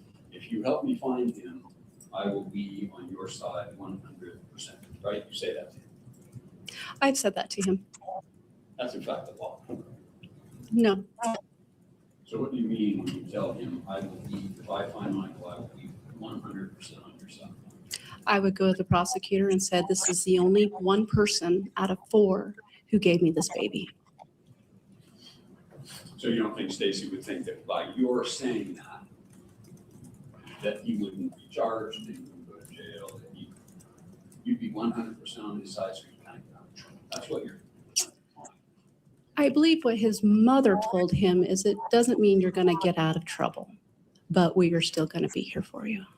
Well, I'm not talking about his mother's intentions, I'm talking about yours. Mine was the same as his mother's. So he eventually, after many conversations and much coaxing, he tells you Sarah and Adrian abducted Michael. I disagree with that. Because he brought in the information right off the very bat. He said that he believed Adrian was involved the very first interview we had. And then this very second interview we had, he gave that information. So you think up to that point, he's actually being consistent with that? He's been very consistent. Look how nervous Stacey Wondra is here. He is picking at his face. He was picking his nose. He's rubbing his face. He is so very nervous right here. And she's saying, you know, no, I disagree with that. The first time he was spoken to, he gave up Adrian Lucien as being the person who created this idea to abduct a child. And the second time they talked to him, he talks about Sarah and Adrian coming in and kidnapping Michael. I just love the way she lets the defense attorney know, I disagree with you, because she doesn't want to agree with something that isn't 100% true, right? Corrects him and gives him that truth. Now that truth's on the record. What her recollection of things is now on the record, and she gets to straighten up that misinformation that the defense attorney is trying to spread. But watch Stacey Wondra. He is so nervous the entire time Juanita is on the stand. And I don't know how Stacey Wondra would ever think, just because Juanita tells him, I'll be on your side 100% if you talk to us, if you tell us the truth, if you tell us where Michael is, how he would think that means I'm going to get off. I'm not going to spend any time in prison. Nothing. Even though Stacey has involvement in the abduction and murder of Michael Vaughan, just by being there, just by reporting or not reporting that Michael has been abducted, and going to CUNA with Michael in the duffel bag, with Brandon and Sarah, did he really think that when she says that He's just going to get off 100%. Oh, because she says that, that means I'm off scot-free. Yeah, he still thinks he's off scot-free. He believes his rights were violated. He believes, even though he signed documentation, was read his rights, and even signed his rights, that he's still going to get off because of things that law enforcement did. Well, they definitely didn't bully him. They didn't interrogate him to a point of a false conviction. And that is completely obvious to us right here. And Juanita saying, you know, no, I meant the same thing as his mother. She just does an amazing job with this defense attorney. Like, bravo, Detective Kelleher. With that. Did he get into any specifics at that time about how or why? Because they were trying to make money. He tells you, you at some point asked him, why didn't you know, this is a common theme throughout as well. Why didn't you say something? Why didn't you do something? And his response is pretty consistent there as well. Right? It's always, I had nothing to do with this, but I was scared. I believe that was Detective Crimmon, and I think that's understandable for a man to say that to another man. Do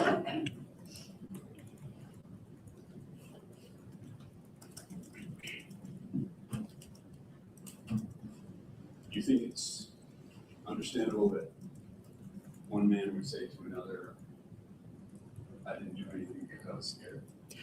I think it would be understandable for a man to say to another man, why didn't you stick up for somebody that needed you like a child? And his response was, Stacey's response was, what? He was scared. And that he was thinking about himself at the time, and he shouldn't have done that. He said he was being selfish, right? Yes, sir.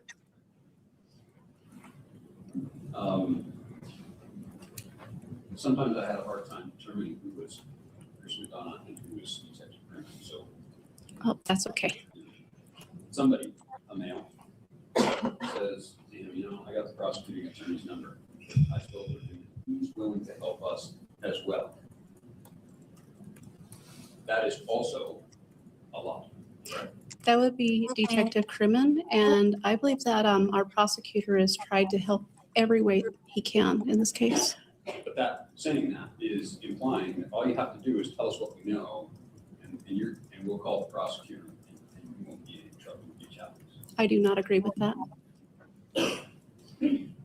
Stacey gets tearful at some points during your interviews, right? At the very end, yes. Doesn't he say at some point, not near the end, he's also very tearful, he starts crying and saying, I just want out. I just want my freedom. He says that.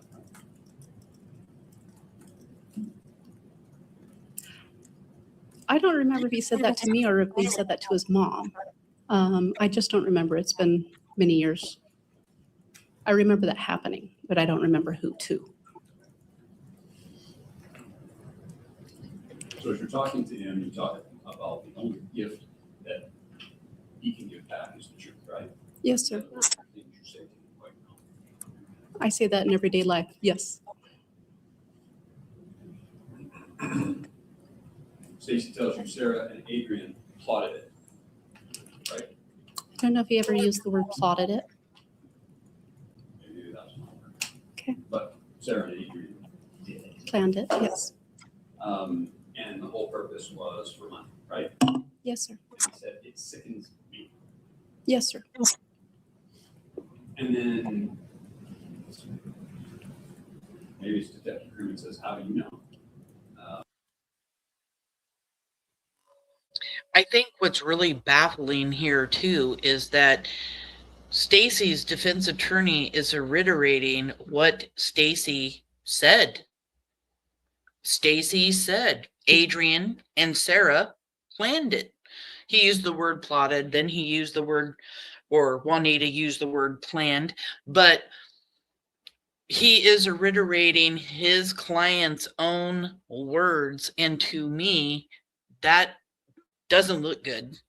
If I was sitting in a jury box, I would be sitting there going, okay, So you're basically saying your client said that. Okay. Adrian and Sarah plotted it then. Kicking back like, okay. I mean, and some things were so hard to hear, but his defense attorney is talking to Juanita Kelleher, and he is talking about the things that Stacey has said. And these are things that Stacey has said. Whether they're lies, whether they're not, none of it matters. He sat in front of detectives and he confessed to what he said he saw, what he says happened. And until Brandon, Sarah, or Adrian can come forth and tell their sides of the story, the judge and everybody in the courtroom and the jurors come trial are going to have no choice but to listen to the words of Stacey Wondra. So Brandon, Adrian, Sarah, if you don't want to go down for this, if you don't want to be blamed for this, if you already know you're going to get charged and you already know you're going to spend your life in prison, are you really, really wanting to kick back and let Stacey Wondra get away with it all? I mean, he's still going to spend time in prison and everything else, but he's completely not taken any responsibility for his actions and all of this. And he won't until one of you come forward. Period. And Stacey's response then is related to this tricycle, right? There wasn't a tricycle earlier, and then there was a tricycle. So he kind of gives you some details as he goes on. Yes, sir. Did he ever at any point say he had anything personally to do with the tricycle?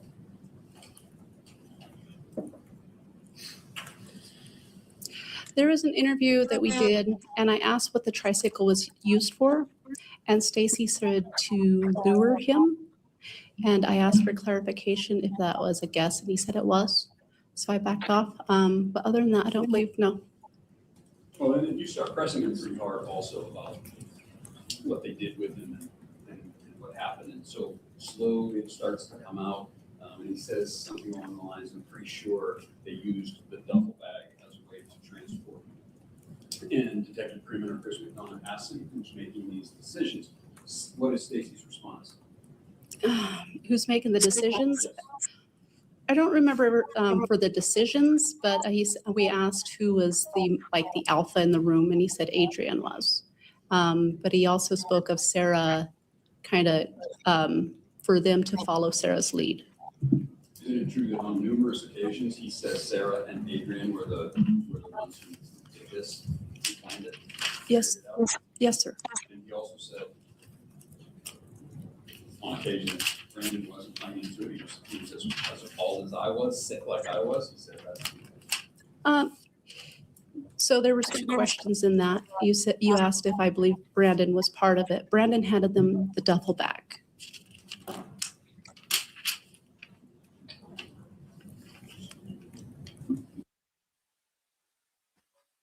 So yes, Brandon, that would mean that detectives think that you have a part in all of this. You handed the duffel bag, your red Marlboro duffel bag, to Sarah, Adrian, and possibly even Stacey, even though he deflects from having any involvement, the duffel bag to put Michael Vaughan in. Do you really think you're not going down for anything? Come on. You cannot be that stupid.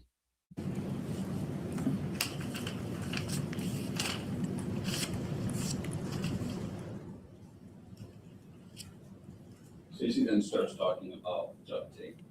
And we go through this whole duct tape story. And you ask him, did they get you involved? Yes, sir. Did you help them find this job? What was Stacey's response? He said no.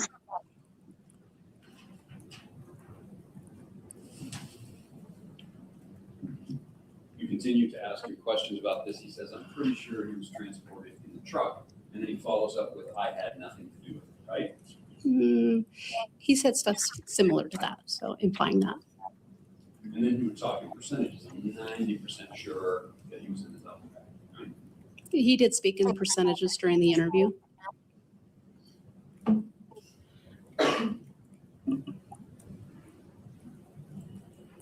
So regarding this duffel bag. He didn't speak in percentages during his interview. Get him, Juanita. Get him. Detective Kelleher.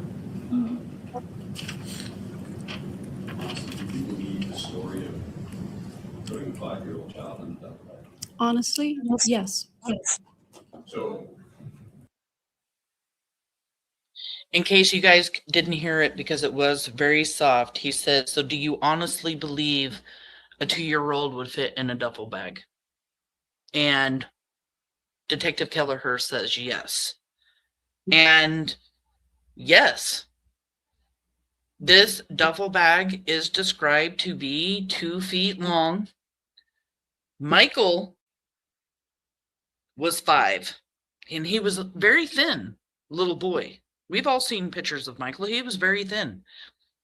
There has been talk to please protect your mental health, put up some trigger warnings, possibly moderators, but in the description given, when Stacey says that Michael was put into this duffel bag, he said that Michael's knees were bent. I mean, yes, a 5-year-old child could fit in a duffel bag. I mean, it's a no-brainer to me.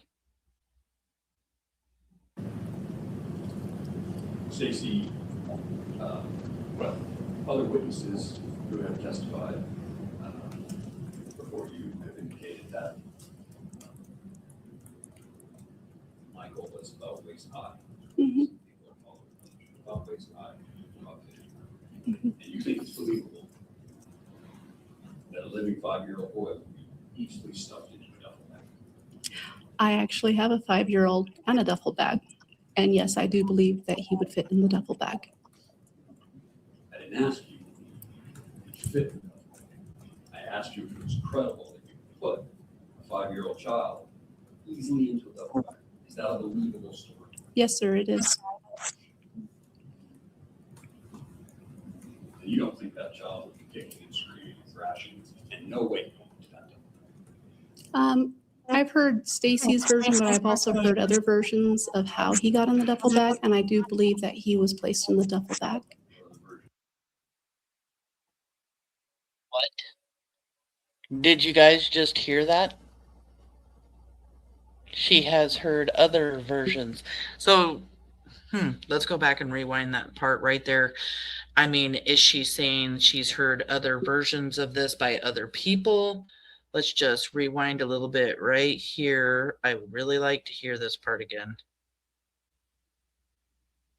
Mm-hmm. And you think it's believable that a living 5-year-old boy would be easily stuffed into a duffel bag? I actually have a 5-year-old and a duffel bag. And yes, I do believe that he would fit in the duffel bag. I didn't ask you if you fit in the duffel bag. I asked you if it was credible that you could put a 5-year-old child easily into a duffel bag. Is that a believable story? Yes, sir, it is. And you don't think that child would be kicking and screaming and thrashing and no way going to that duffel bag? I've heard Stacey's version, but I've also heard other versions of how he got in the duffel bag. Wow. I have heard Stacey's version, but I've also heard other versions of how he got in the duffel bag. Is anybody else but me thinking somebody else has told her, whether it's Sarah, Brandon, or Adrian, how Michael got in the duffel bag? Is she saying here somebody else besides Stacey? Because that's what I'm hearing. That is what I'm hearing. Damn. Somebody else has already talked to detectives, or at least Detective Kelleher here, about how Michael Vaughan was put in the duffel bag. Excuse me, as my voice, you know, tone changes as I'm hearing a little bit of excitement in my own voice, but that excites me. That means that Stacey Wondra isn't the only one of the suspects who has talked to law enforcement about Michael Vaughan being put in a duffel bag. Brandon, since we already know all of the things that you have told detectives, did you talk to the detectives about that too? Because that's huge. Adrian, I know you didn't go in to talk to detectives. I know you contacted attorneys, and I don't know if you and your attorneys talked to detectives at that point, or if you only had your lawyers talk to them at that point. But did you say something about Michael Vaughan being put in a duffel bag? Did Sarah? Because I, for some reason, just don't believe that Sarah would say that. I don't know what to think right now. I'm kind of in shock. I listened to this entire thing last night. I must have not been listening very good because I did not catch this. Wow.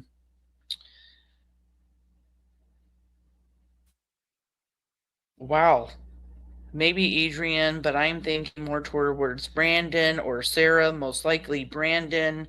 Hair Curlers and Crime says that is big, and it is. This is huge. When Brandon asked about the duffel bag, were they talking about the duffel bag prior? Good question, Kelly. Is that what happened, Brandon? You're sitting there talking about the duffel bag, so did you talk about how Michael got put in the duffel bag? I absolutely, at this point, believe that somebody else besides Stacey has talked about Michael being put in this duffel bag. This is huge to me. I got another time stamp I wanted to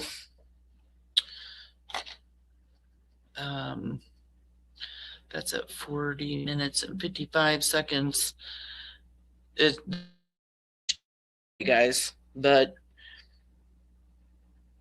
so much is coming out. So much information is coming out. I hope all of the suspects are prepared for what's to come, because I think all of you guys are going to be spending the rest of your lives in prison. And I do believe that he was placed in the duffel bag.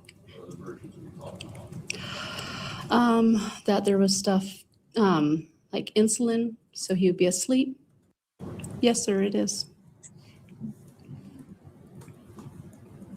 You don't think that child would be kicking and screaming and thrashing and no way going to that? I've heard. And I mean, to answer the defense attorney's question, like, you don't think that Michael would be screaming, yelling, thrashing around or whatever, being put into this. Stacey Wondra, when he confessed to detectives, said that he didn't go into the duffel bag easily. Brandy has told us she 1000% believes that Michael was yelling, screaming, kicking, fighting them, maybe even punching them, scratching them. She believes that Michael Vaughan put up a fight. And I believe that too. So yes, Mr. Defense Attorney, we believe that Michael Vaughan fought. But you're talking about 3-4 adults here, right? That they can overpower a 5-year-old little boy. So let's get to the real truth here. Yes, Michael Vaughan is screaming and yelling and fighting for his life at this point, but 4 monsters overpowered him and got him into that duffel bag. Oh, and let's not forget that Michael was also fighting while duct taped. Jesus. Come on now. Heard Stacey's version, but I've also heard other versions of how he got in the duffel bag, and I do believe that he was placed in the duffel bag. That there was stuff like insulin, so he would be asleep.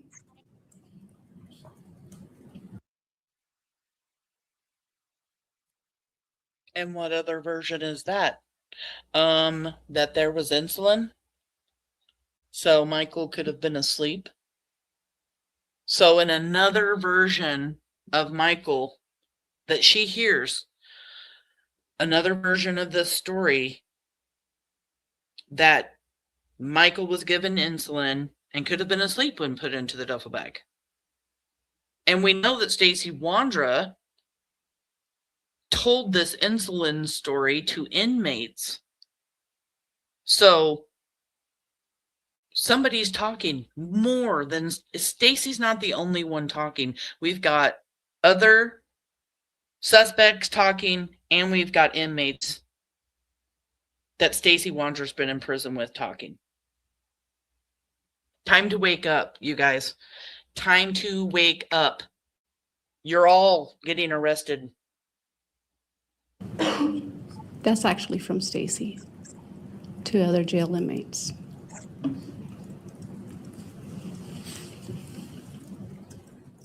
Like maybe being a possibility that he was drugged. Yes, sir. Coming up with some sort of explanation for what is otherwise absurd tale might be given. What do you mean, absurd tale? Putting a 5-year-old boy in a duffel bag. I think it goes hand in hand with somebody taking a 5-year-old boy, too. So it now doesn't seem to be so absurd. So doesn't it seem absurd to you that if you had kidnapped a 5-year-old child and you needed to kind of hide that child, they would stuff him in, and we can agree to disagree that that's a thing, that that's a credible story. But then you think it's realistic that they would put that duffel bag with a struggling and screaming and kicking child in it in the back of a truck for everyone to see and hear. I believe they placed the duffel bag containing Michael in the back of the truck.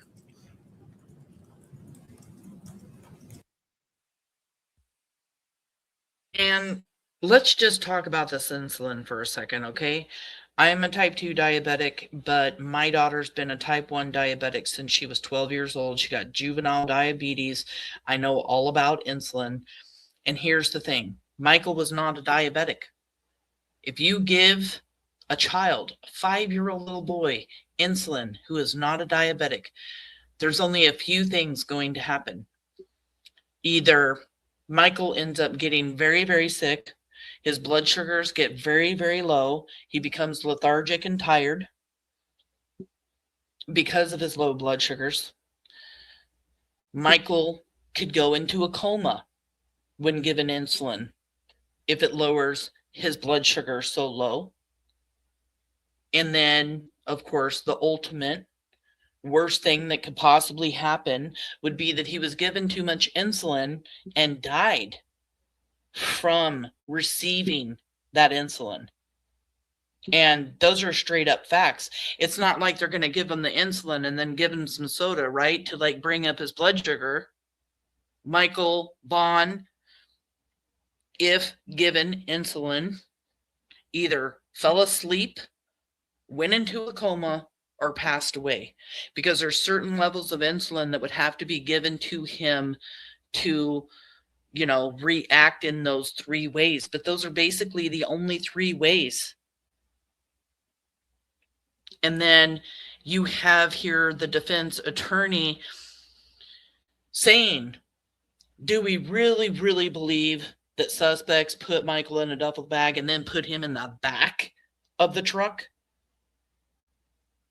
Well, that was Stacey's confession, right?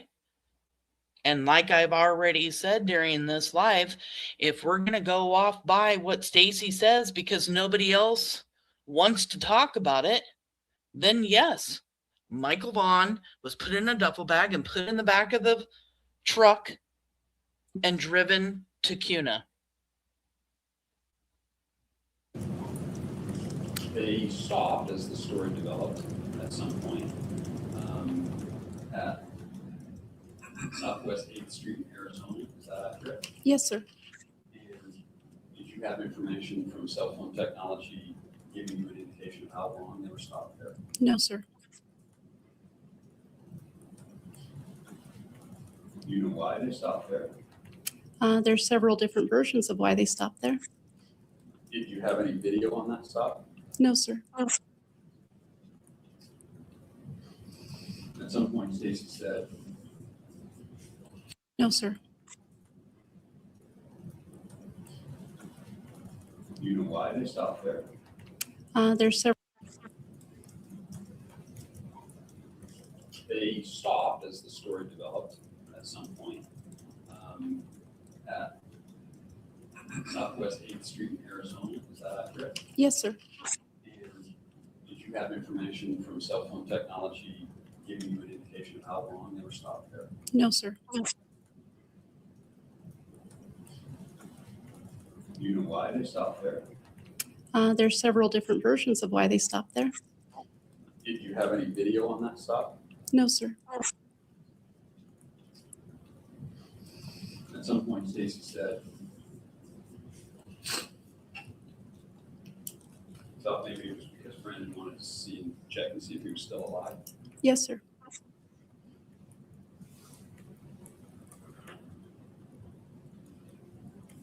So you think it's credible that they could put Michael in a duffel bag and put him in the back of the truck and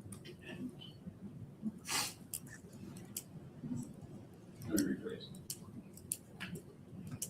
They would not have any concerns about putting a kicking, struggling, screaming boy in a duffel bag in the back of the truck and then stopping at 8th Street in Arizona where somebody walk by, drive by, see, hear what's in the back of that truck. You think that's credible?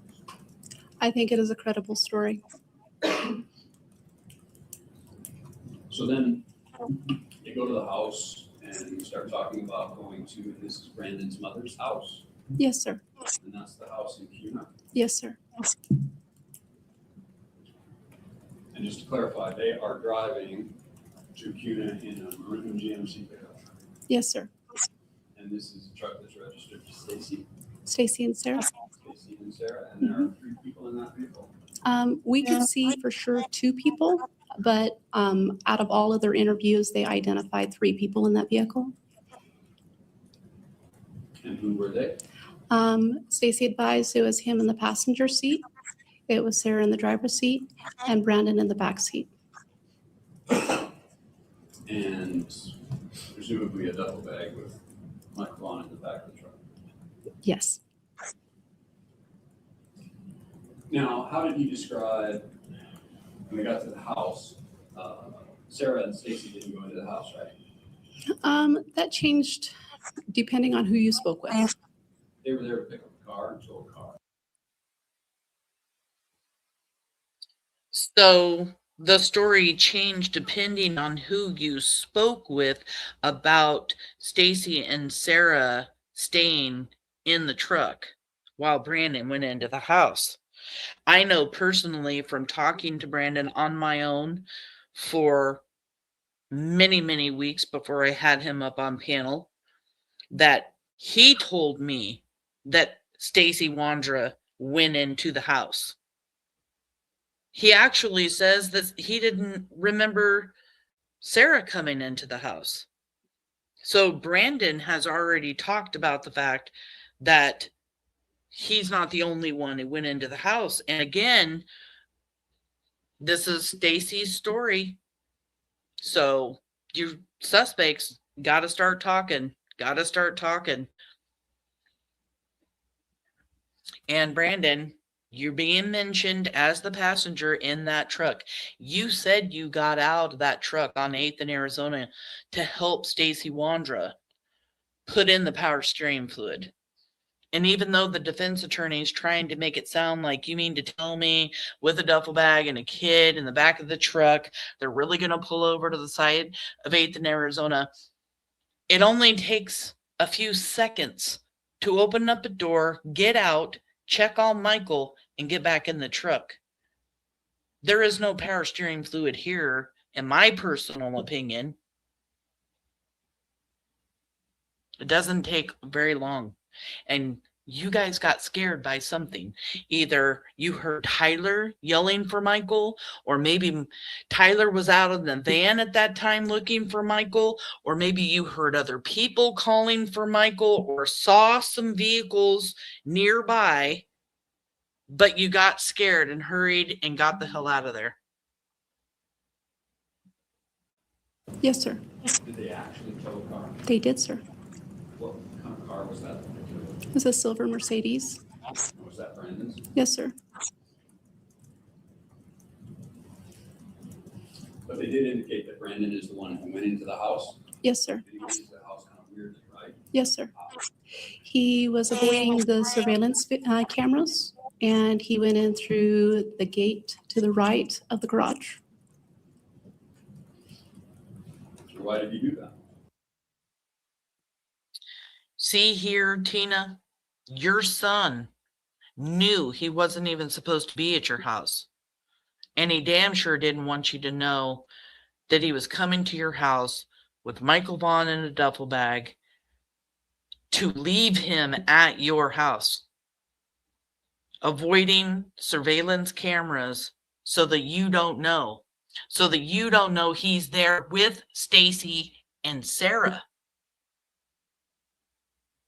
I wonder what you were thinking when you found out they had came to your house that night. Were you wondering if it really was to tow back Brandon's car? I mean, how did you feel when cadaver dogs hit at your house? Because we know cadaver dogs hit at your house. And they don't hit on poop, Tina Marill. It was not your leaky toilet. It was not the leaky pipes down in your crawl space.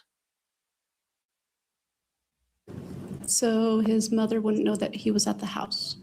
According to Stacey, he had the bag with him. Yes, sir. Did you develop any kind of information from Stacey that the bag was heavy, or that Brandon was kind of struggling with this bag with a young boy in it? I don't remember if I asked him that. Did you take the bag inside the house? He said he put it on the side of the yard, but then Stacey said Brandon told him he put it in the spare bedroom. And when he came out, the duffel bag looked a lot emptier. Yes, sir. Yes.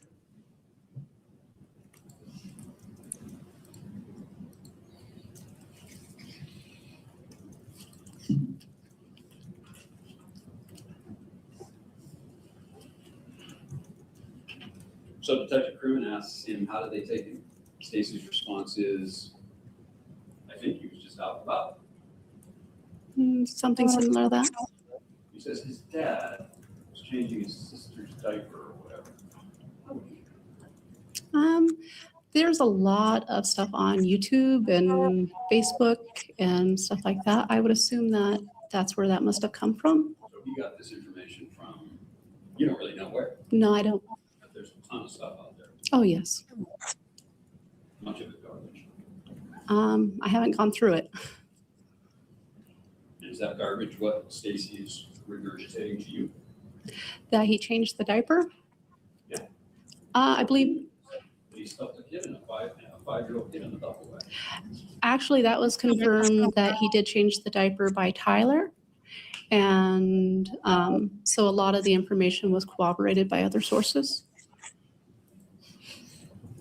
So you, Detective Kelleher, go on and start talking to Stacey about, if I go to the prosecutor to help him, and here we go again with this promise of help, that you say is not disingenuous. Mm-hmm. You say, I need corroboration. Yes, sir. Pushing.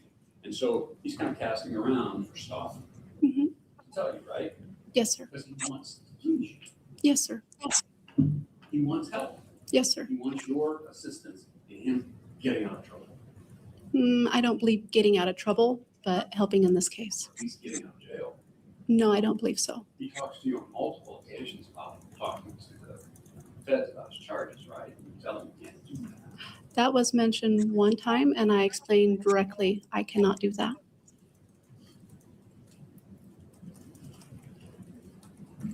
Now, when you're talking about the duct tape with Stacey, he comes up with this duct tape, and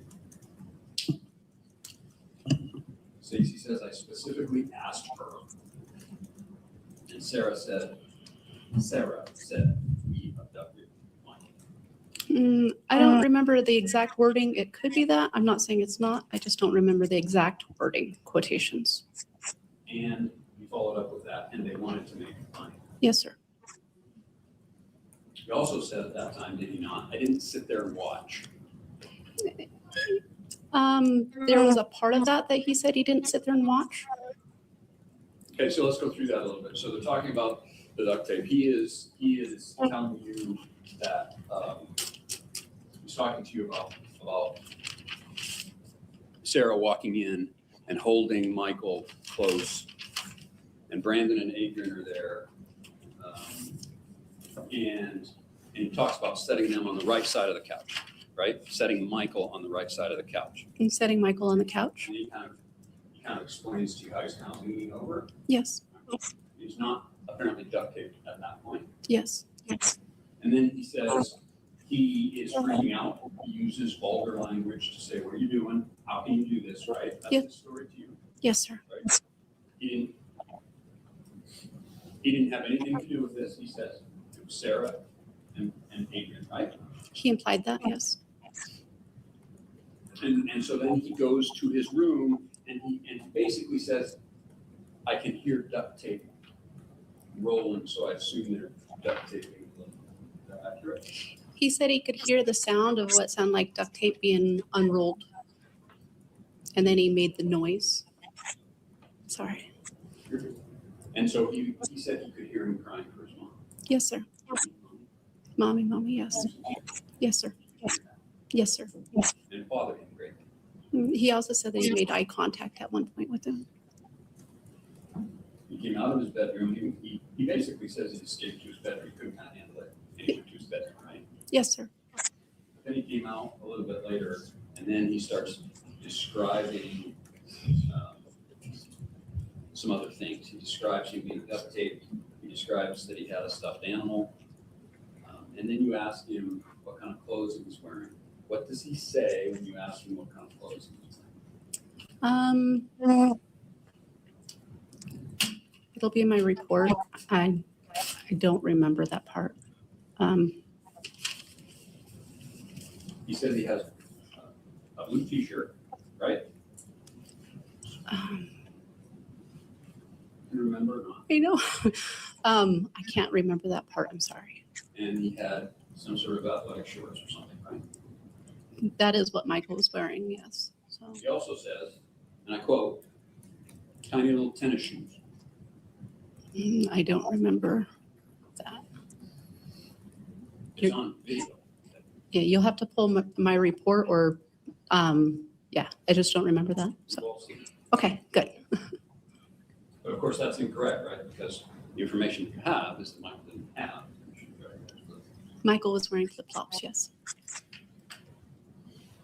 Does that give you any indication that the information Stacey was giving you, you just making it up? No.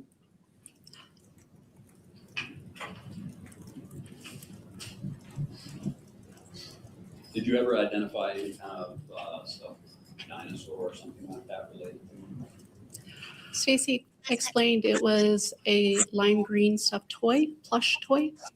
And during the investigation, Kay Ramsey advised she found a ear of a green toy that she discarded that was buried in the yard and the dog dug up.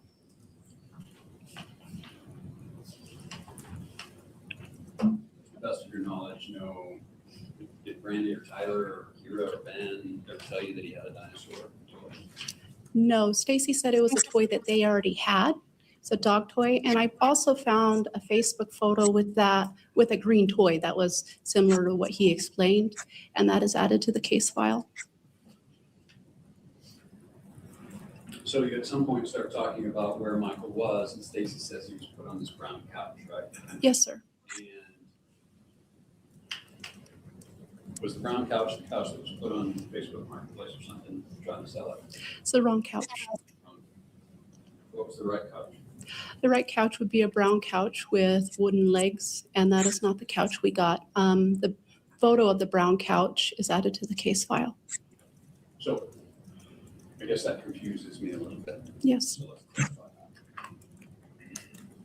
There was a couch that was for sale. And that is not the couch we got. The file. So you at some point start talking about where Michael was, and Stacey says he was put on this brown couch, right? We've talked about this green stuffed animal, this green toy. It was a dog toy. Stacey Wondra said given to Michael to try to help calm him down, given to him by Sarah, Stacey says. And Juanita talks about how Kay Ramsey, Sarah's mother, found a green dog toy or an ear to a green toy or a stuffed animal or whatever the probable cause affidavit says. And the dog dug this up out of the Wondra's backyard, and Sarah's mom discarded it, got rid of it, threw it away. And now we're going to talk about the couch, which is very interesting what is said here about the couch. So pay really close attention about the couch. But my question is why is the defense attorney asking about Michael having a dinosaur? I don't understand that. If anybody knows anything, oh, Callie Dime's already on it. She's telling me I'll tell you later. Thank you, Callie. Yeah, let me know, because I'm like, why is he asking about a dinosaur? And because I've never heard anything about Michael having a dinosaur before. So take a listen about the couch. Yes, sir. And was the brown couch the couch that was put on Facebook Marketplace or something, trying to sell it? It's the wrong couch. What was the right couch? The right couch would be a brown couch with wooden legs, and that is not the couch we got. The photo of the brown couch is added to the case file. So I guess that confuses me a little bit. Yes. So let's talk about that. There was a couch that was for sale, and one of your people, one of the law enforcement people working on this case, pretended to be a civilian who bought that couch, right? Yes. In hopes that it would have evidentiary value. In hopes it was the correct couch. And so what you're telling us is it was the incorrect couch. Yes, sir. Did you ever find the correct couch? No, sir. What happened? They got rid of it. And you were not able to track that down? I was not.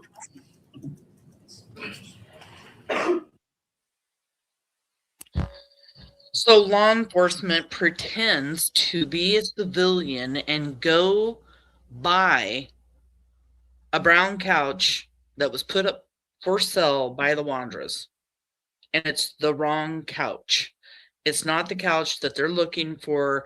They were hoping to buy a couch worth evidence, having some kind of evidence on it of Michael Joseph Vaughan, because Michael was on that couch. And she's saying, we have a picture of that couch, but we never found that couch.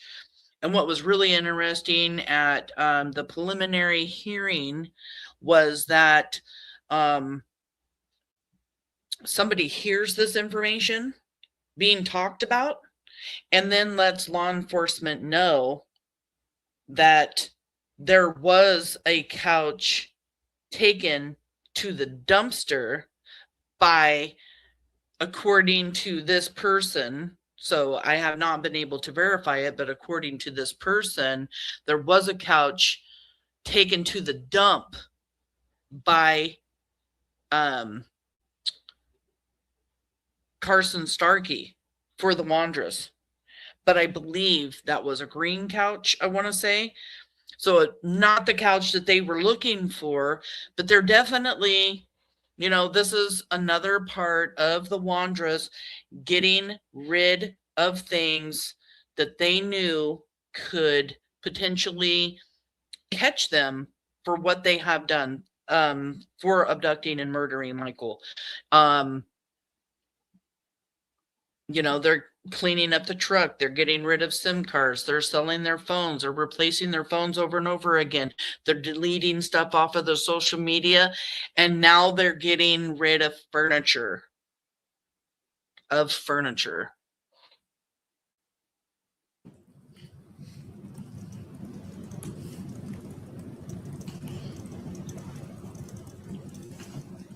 Stacey told you several times that he responded to Sarah, why in the fuck would you do that? Correct? Yes, sir. And he was asked repeatedly, how did you feel?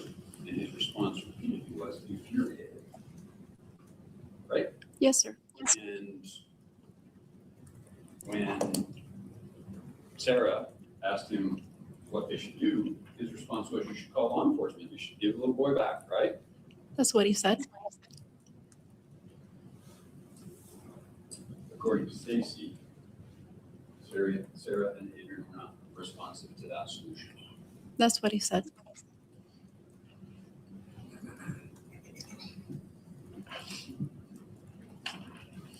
You asked him at one point what's going through his mind, Stacey, when he's in his bedroom and he's hearing the duct tape, and his response is, what in the fuck is going on right now? Right? That's his response. I don't remember that question to him. That's why we had the video. That was maybe Detective. Okay. But in response to either Detective Crimin, and you were there, so you heard it as well. But according to Detective Crimin or Chris McDonough, whichever one it was, he asked them why he went to his room, and Stacey's response was, I'm going to bed because this is bullshit. He said something similar to that. Detective, were you ever able to identify with clarity what kind of shirt Michael was wearing? The family identified it as a blue Minecraft shirt. Was it turquoise? It was a light blue.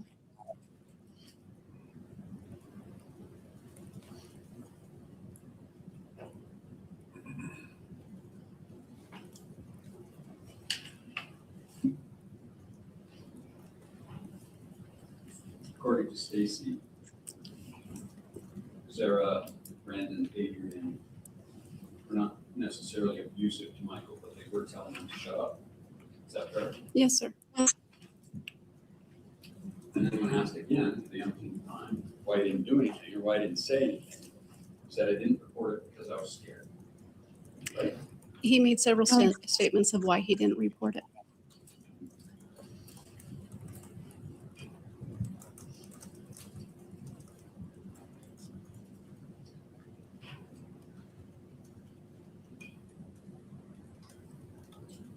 He was asked by one of the men in the room, law enforcement, and which car was used. And Stacey indicated he didn't know, right? Yes, sir. Because it wasn't there, right? That's what he claimed.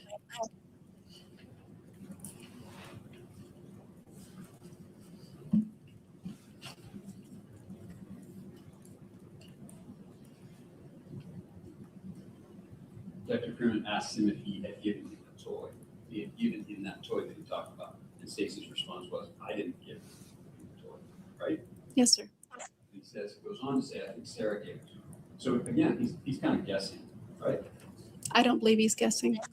That fact was corroborated by other sources. He says that his hands and feet and mouth were duct taped, but he didn't see it. But then he changed that story, right? He said that he saw it. At first he said he didn't, but he then later. So the story that Stacey Wondra gave detectives was that the toy was given to Michael by Sarah. And when defense tries to go at Juanita Kelleher here, detective, she says, I don't agree with that because that story was corroborated by others. Well, how can that story be corroborated by others if they didn't see it happen? I mean, otherwise it would just be hearsay, right? So somebody else, one of the other suspects, has told law enforcement that Sarah gave Michael this green dog toy, which is huge. And can somebody tell me, I was in the middle of writing something down. Did Juanita talk about the Lexus and cadaver dogs? Just let me know in chat, because I'm wondering if I missed that part. I'd really appreciate it. He stated he didn't see them applying it.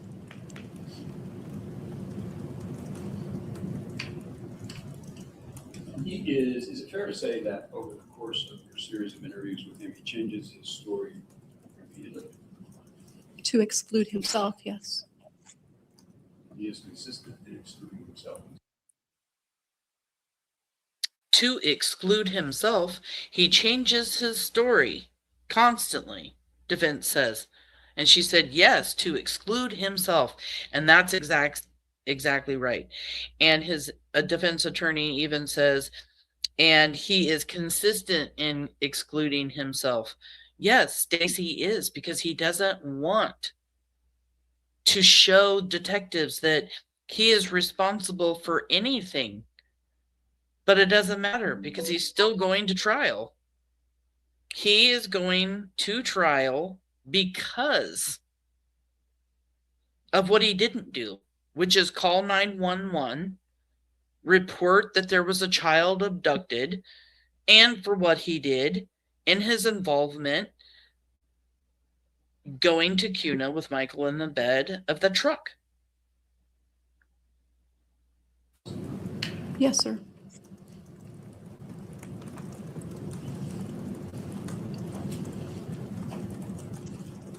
At first, you deny any knowledge of anything, right?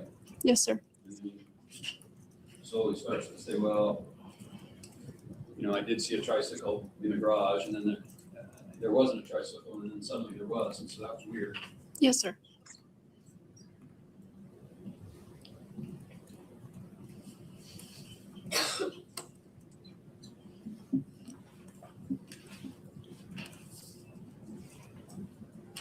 You asked him at some point after he starts talking about what he saw, and it gets very emotional for him in regard to what he saw. I believe he starts throwing up. He starts throwing up, and you start talking to him about how that's in your opinion kind of a release of his anxiety and everything that he's been keeping all the time, right? I've been told that, yeah, that could be a cause of throwing up. You talk to him about that. Yes, I did. Tell him feel better, right? I think I asked him, do you feel better? And he talks about how it's heartburn. He throws up when he has heartburn. He said he had heartburn. And you exchange stories about throwing up. I just gave birth. My son was very young at the time, so yes, and I hate throwing up. So this is another way of trying to build rapport with him, get him to tell you stuff like I think at the time it was to try to come up with some type of conversation that somebody just threw up in front of me. It was a little kind of embarrassing.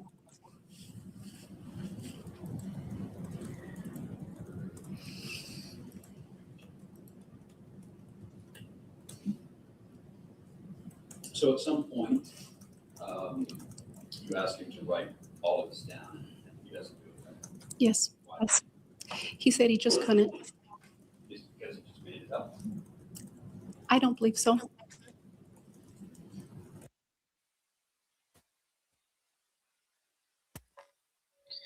Thank you, Chuck Anderson's granddaughter, for sending out a missing P&W membership. If you have received that membership, please thank Chuck Anderson's granddaughter. Oh, we got Shids and Giggles as the one who received that membership. Thank you so much. I don't want to stop this video to do a little dance, but everybody can do dance emojis to dance and thank you so much for that, Chuck Anderson's granddaughter. I really appreciate you. very much.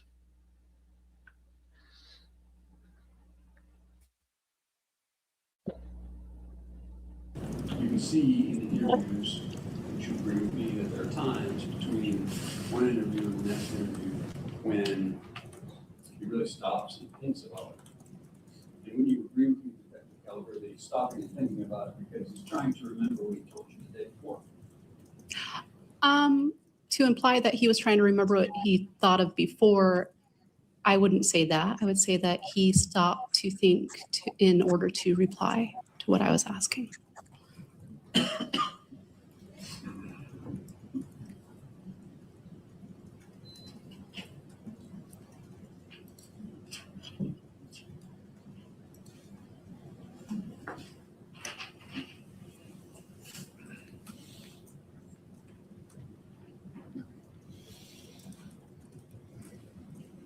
He also says from time to time, does he not, that I could be wrong about him being the double back. Yes, he did. Then later, he says that was incorrect. And then you go through this whole series of him actually describing using a totem about how Michael was put very quietly and gently into the duffel bag. He demonstrated how Michael was placed into the duffel bag.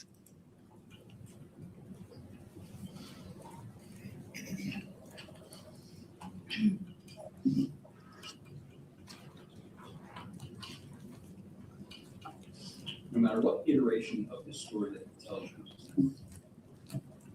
he is consistent in always saying, this is what I saw others do, right? No. Tell me something different. For instance, when I asked where Michael was picked up at, he implied, I remember, as he was the person who was involved, and then seemed to stop and correct himself and said Sarah told him. Your word implied, that's your word? He said, I remember, which would indicate to me that he is remembering something. And then says, from what Sarah told him. He corrected. And yes, at this particular time, we were going over Stacey's confessions to detectives. Brandy and I talked about this particular situation because she caught it. She caught Stacey Wondra saying, I remember Sarah told me. And they're talking about the incident of Michael Vaughan being abducted. And when detectives were talking to Stacey, they were basically telling him, like, you mean to tell us that you've never had a conversation with Sarah about where she picked Michael up, how that all went about? And it's true. Like, what, they would never have that conversation? Stacey has no involvement in abducting Michael, and he never even asks Sarah, like, where did you pick him up from? Where was he? What happened or anything? Like, I don't believe that a conversation like that wouldn't happen, right? And so he is talking to detectives and he's telling them, well, I remember, or Sarah told me that she, and proceeded to go on about, in the close vicinity of where it was, but he didn't know the exact location. So how can Stacey say, I remember? That would be a memory of his, right? Michael's abduction itself is a memory of Stacey Wondra's. What does that mean? I mean, that could mean Stacey Wondra remembers abducting Michael. Stacey Wondra remembers Sarah abducting Michael.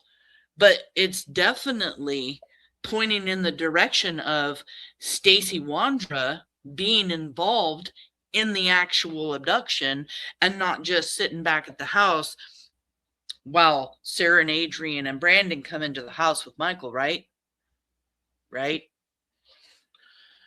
A lot coming out. A lot coming out during Juanita Kelleher's testimony here. So much information. Brandy says, good evening, Chuck Anderson granddaughters. I hope you are doing well. Always wonderful to see you. Thank you, Mama. I know you needed to take a break. She also says, I caught him saying he saw Michael and then corrected himself.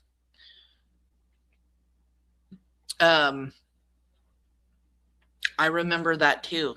I remember us talking about that too. Past, it's really good to see you. Thank you for coming in. Thank everybody that has came in. And remember to thank Chuck Anderson's granddaughter if you've received that membership. I believe it was shirts and giggles. Almost sounds like a Brandon Shirtliff account, doesn't it? SHTZ.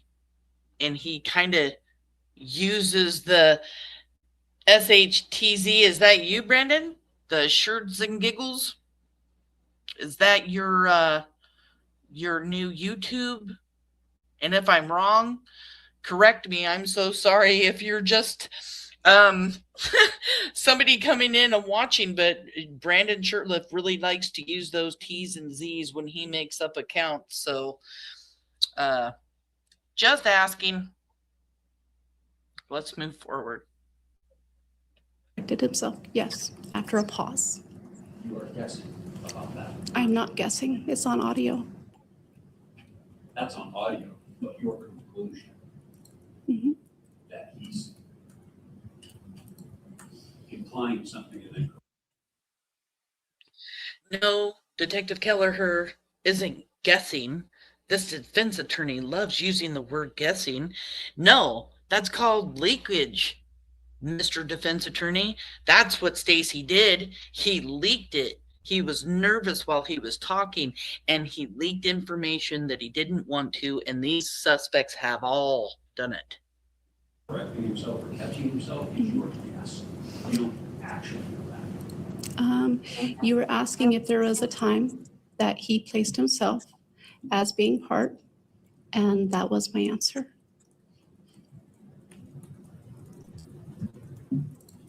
Were you involved in giving Stacey a polygraph? No, sir. You've seen it though, right? No, sir. Isn't it true you passed the polygraph? Objection. Relevance. Judge, I'm not asking for a sitting commission. It's probable cause hearing. It's been brought up. We saw it talked about on the audio. Well, to the extent the witness has knowledge of it, I'll overrule the objection and let her answer. If her answer is she doesn't have knowledge of it, well, that's the answer. But I'll proceed with the question, get the answers. You asked him at some point how he got past it, Yes, sir. and that means you know he passed it. He told us that he passed it.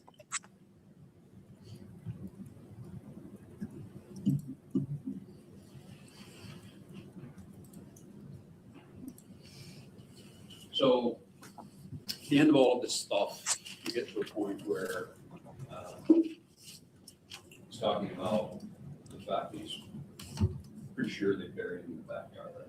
Yes, sir. Of 1102 there. Yes, sir.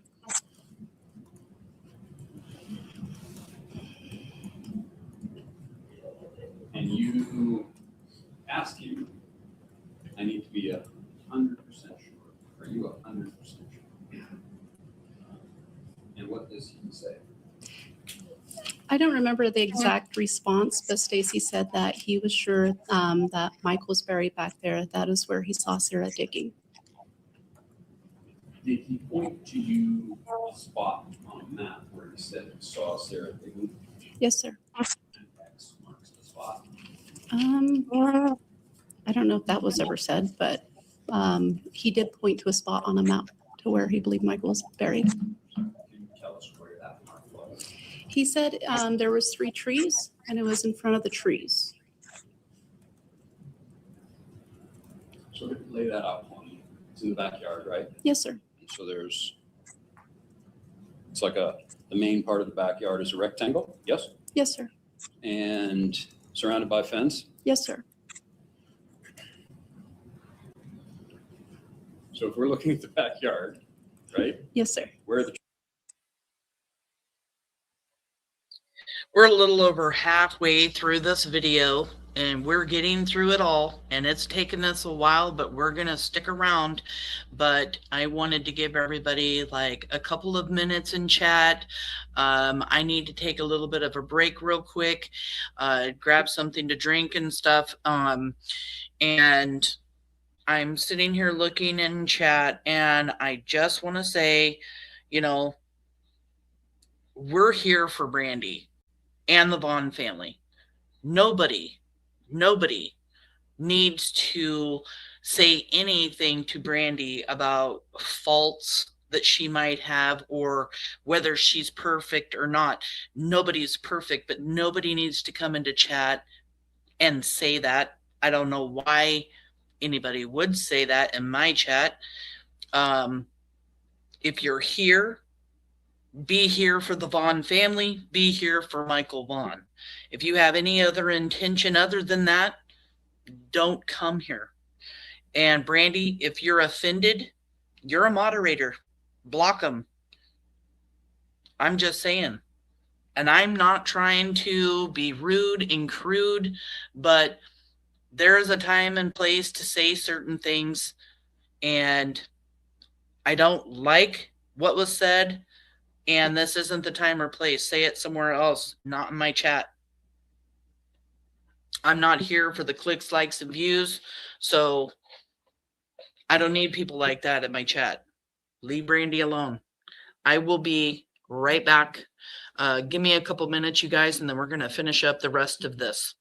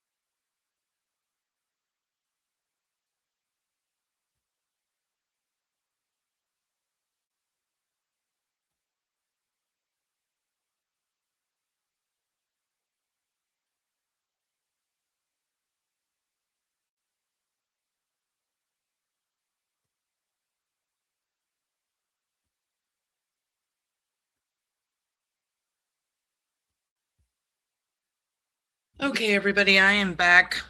Me and Purple were just in here talking about our blood sugar numbers and how we have to check our blood sugars. I had to make sure to do that since it's getting late here.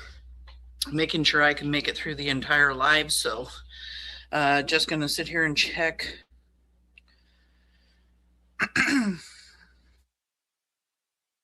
We are Mama and Papa Bears. Of course, we're going to protect you.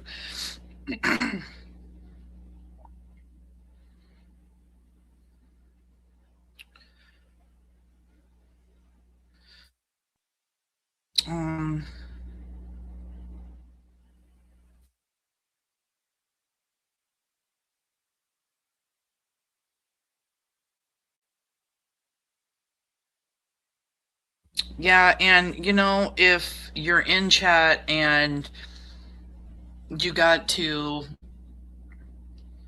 just know that we are very protective of Brandy, and I forget sometimes to just reiterate, please be careful what you say in chat. And I should say that before every single live because Brandy's usually always here, but that's one of the reasons. So we are all Mama and Papa Bears protecting Brandy. Love having everybody here. Let's just be mindful of the things that we say, not only about the parents, but about Michael. This is all a very difficult situation. We are talking about a 5-year-old who was abducted and murdered, and his mama comes into chat. She's here. And when she's here, she's listening, and sometimes it could be her and Tyler listening. It could be her and Tyler and the kids listening. So let's just be mindful. That's all I ask. Thank you guys so much for being here. Let's push play and keep moving forward. No reason to keep talking about it or whatever. I said what I said. If issues continue, you know, it'll be dealt with. So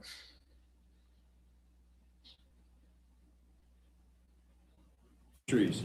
The trees are on the fence line over here, right in the middle. The back fence line? Yes. I don't know how else to put it, but in the middle. So where he points is to the back of the property? Yes, sir. Close to that fence? Yes, sir. Well, there's 3 trees together, but in front of those trees. Yes, sir. Did he ever deviate from that? No, sir. I don't believe so. There's also a, one where we actually went out and asked us to tell us where to stop. And then that's where exactly where he told us to go, just to make sure we were understanding him correctly. So based on that information, you asked him if he's 100% certain. At some point, the cold case guy asked him, are you 100% certain? And he says yes, right? Yes. Based on that, you get certain, right? Based on, I'm sure, several other things too, but yes. Well, we'll talk about that. Okay. Did you get a search warrant? Yes, sir. And you dig up that entire yard? Yes, sir. Is that shed on it? Yes, sir. Did you move the shed? They did move the shed. Did you dig under the shed as well? Yes, sir. Did you, trying to line this up, you know, in terms of timeline, just want to be accurate. By the time you had this information from Stacey, had some sort of canine unit, either a scent canine or human remains canine, that they alerted on that backyard property? Is it DeWitt, Dustin Witt? Banshee would be a live scent canine, and he went to the front yard and then to the gates, but he was never let in the back. On November 15th, 2021, after we had searched all day, there was another dog that went with Detective Kelleher. As far as that search, I wasn't with them. I was interviewing Sarah at the time. And on the 15th, that canine did not alert, correct? I believe so. That it did not alert. So how many canine units were deployed to that backyard, not including Mr. Witt's? Live scent.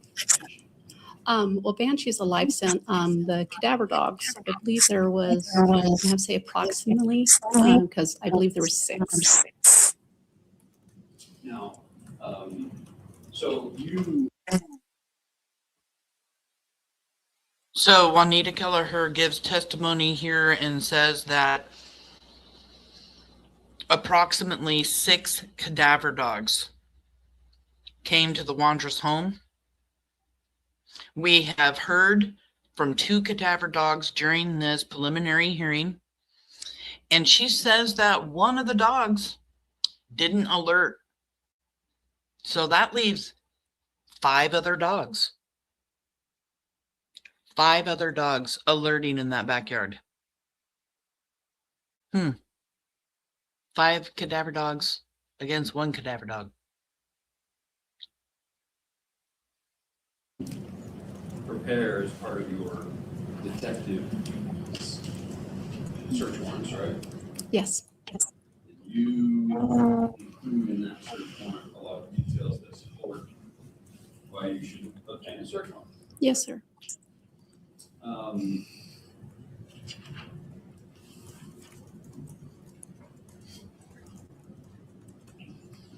Did you prepare a search warrant on April 19th, 2023? And submit that to the court? I don't know. There was 3 of us. So I'm not sure. Judge, I would ask that Detective Kelleher be shown a copy of this search warrant, just to refresh your memory that it was in fact prepared by her and the date and that sort of thing. Any objection from the state? No, Your Honor. All right, yeah, that's fine. Thank you. Detective, I just asked that you take a look at that, see if it's yours, if you signed it, the date. Is this a search warrant that you put together yourself?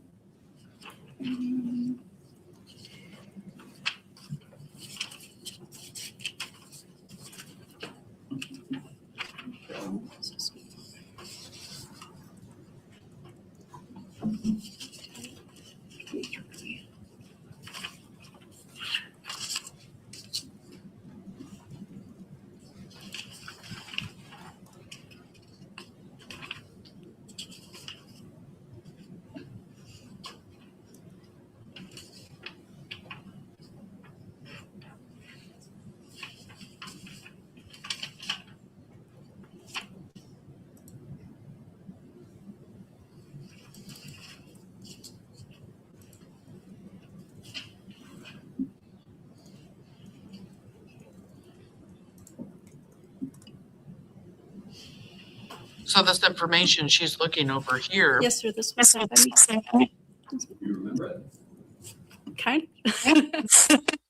April of 2023 would have been 5 months after Stacey Wondra's confession and the excavation of the Wondras backyard. Curious to know what's in this search warrant or what it was for. It's been a while. Looking at it, refresh your recollection. Some, yes. So as a standard process in this effort to obtain a warrant, you provide a certification, right? You certify penalty perjury that everything there is correct and best. Yes, sir. So in this search warrant from April 19th of 2023,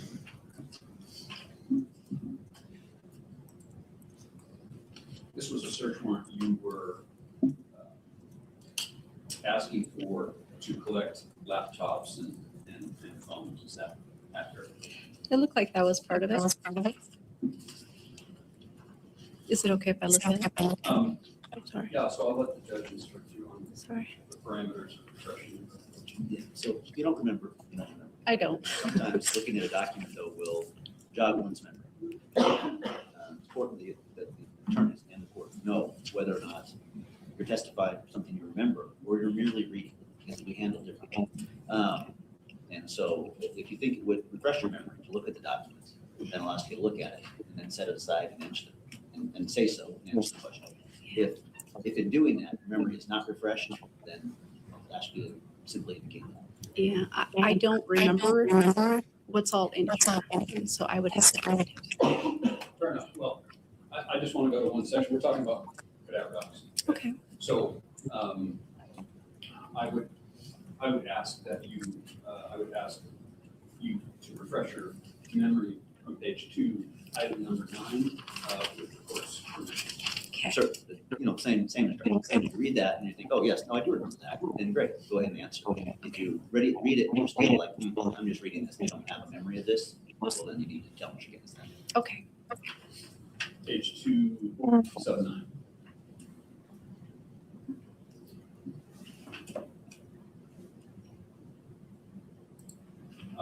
And detective, just that first page, that number 9 goes on to other stuff. But just that first page. Mm-hmm. Have you refreshed your memory? I've read it. So this is a search warrant that you submitted to the court, right? Yes, sir. And you were looking for computers and iPhones and all sorts of other stuff, right? I don't remember what's all in here. I did just read section 9 that you requested, though. Okay. So in sub 9, we're talking about cadaver dogs. So just pause 1 minute. So what you're telling us, I can repeat what I read, or I read it and now I remember? I could repeat what I read. All right. So does the state have any objection to continuing the questions under these circumstances? Your Honor, we actually have no objection to her reading from the search warrant. Okay. Any problem? The defense proceed with that? No. Okay. Go ahead. Will you please read? Yes, sir. On November 11th, 2022, a search warrant that was obtained for the search of Stacey and Sarah Wandra's residence, 1102 Red Wing Street in Fruitland, Payette County, Idaho, or Payette County, sorry. The entire backyard was excavated and the house was forensically searched by Ada County Crime Scene Unit. However, no remains of Michael were discovered. However, it should be noted that 5 separate cadaver dogs, all used in separate times, alerted to the backyard area where Stacey previously marked on the photograph of his residence. And there you have it, 5 cadaver dogs. I mean, people can take cadaver dog testimony and spin it however the hell they want to, whatever. I don't care who they want to add to their commentary, zoologists, whatever. I have a hard time believing that not 1, 2, 3, 4, but 5 cadaver dogs that are all trained to hit on human remains or the residual scent of human remains, which means the scent left after the fact, like in Michael's case, him being moved from the Wandra's backyard, would hit, and they're all wrong. 5 cadaver dogs got it wrong. They didn't smell any of that. Not dogs that are trained to hit on poop. Not dogs trained to hit on irrigation pipes. Dogs that are trained to hit on human remains or the residual scent left after human remains have been present. It doesn't matter how you spin it. 5 cadaver dogs hit at the Wandra's house. Cadaver dog hit at Tina Mariel's house. Brandon Shirtliff's mom. The place that Brandon created an alibi with Stacey to take Michael Vaughan to after they abducted him, after they panicked. And there's still even more to come now that we're talking about these cadaver dogs. It's coming. That's all I need. Okay. So your statement in this search warrant that you submitted to the court is that all used separate times alerted to the backyard where Stacey previously marked on the photograph. So are you saying that? And I even forgot to add in the most important part. 5 cadaver dogs, all there at separate times, all hitting in the backyard. 5. They alerted on the spot that he marked, or they just alerted in the backyard? I wasn't there for all the dogs of where they alerted. I was notified by the canine handlers that the dogs alerted. Okay. I won't ask you to look at this yet, maybe you don't remember it. But sub 8, you talk about an investigation of the Behavioral Analysis Unit, the FBI. Did the FBI assist in this investigation? FBI did assist in the investigation. And did you have the BAU units conduct an investigation? That would be our admin. That would be them. So you had no interaction with the FBI at all? Yes, we had a meeting room. And did you ever talk to the Behavioral Analysis Unit? There was a meeting where they were on audio or video, like phone call. Mm-hmm. And did they talk to you at that time? Do you have a specific date when that happened approximately? It was, I have no idea. No, I don't. Was it 2021 closer to the time, or was it 2024 when things were really It wasn't in 24, but I don't know if it was 21 or 22. I don't remember. You remember the FBI's Behavioral Analysis Unit telling you that Stacey would be particularly prone to false confessions? I don't know what they said specifically. Do you remember that part? No.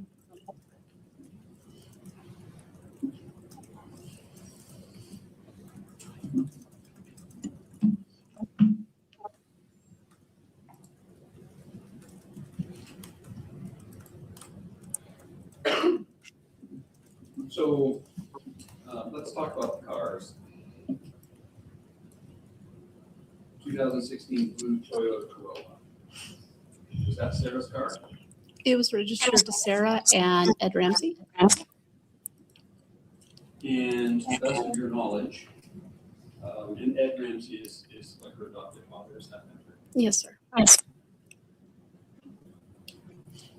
that's a car that Sarah drove? That's one that she does drive. Were canine units, either scent units or human remain canines, utilized on this Corolla? On the Corolla? I believe so.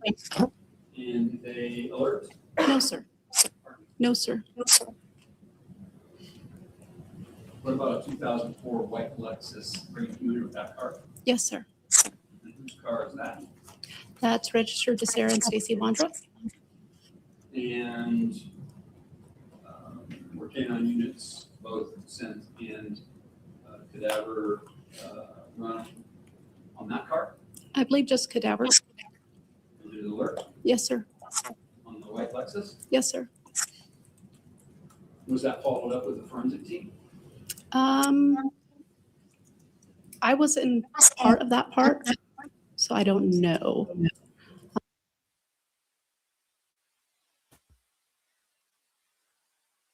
Were the cadaver dogs used on the Toyota Corolla? Yes. Did cadaver dogs hit on the Corolla? No. And that was owned by Sarah and her father. And then when Detective Kelleher is asked if cadaver dogs were used with the Lexus, she says yes. And did the dogs hit on the Lexus? Yes. So now you have 5 cadaver dogs that are hitting in the Wondra's backyard. You have a hit over at Tina Marill, Brandon's mom's house. And now you have, I don't know here if this is multiple or one cadaver dog hitting on the Lexus owned by Sarah and Stacey. And once again, the car that was sold after Michael Vaughan's abduction, just like the GMC truck that took Michael in the duffel bag to Cuna. Also, they let get repoed, getting rid of things that could potentially be used to convict them, to catch them, to show their guilt. And I am sorry, but there are way too many cadaver dogs here. You're not going to convince me that 5 cadaver dogs hitting in the backyard, cadaver dogs hitting over at Tina Marill and in the Lexus. Come on. Because there's only one reason that Lexus was used, right? Either it was used to pick up Michael or to pick up Michael from Cuna and bring him back to Fruitland after he had passed, because this is a cadaver dog. So actually, it's not hitting on that car because Michael was abducted and they used that car to abduct him. It's a cadaver dog. Michael has passed and he's in that vehicle. And they either brought him from Cuna to Fruitland in it, or the Lexus was used to move Michael, or even both, from the Wanderer's backyard to the unknown location. I don't do the forensic stuff. That would be my admin. So you're the lead detective on the case, right? I am the detective, and I had a detective sergeant. So you're the lead detective on the case, right? No, we all worked very close together. So you're telling me that a canine unit alerted on this Lexus, but you don't know it followed up with CSI? I know it probably was, but I don't have any information on that because I don't do. I have been saying that she's the lead detective this whole entire life because I heard somebody else say that. So pardon me for being wrong. She's not the lead detective. I can admit when I'm wrong. That part. So who did is it fair to say that the state police did much of the forensics in relation to this case? I don't know. Who would? That would be my admin. Which one? Cy or JD.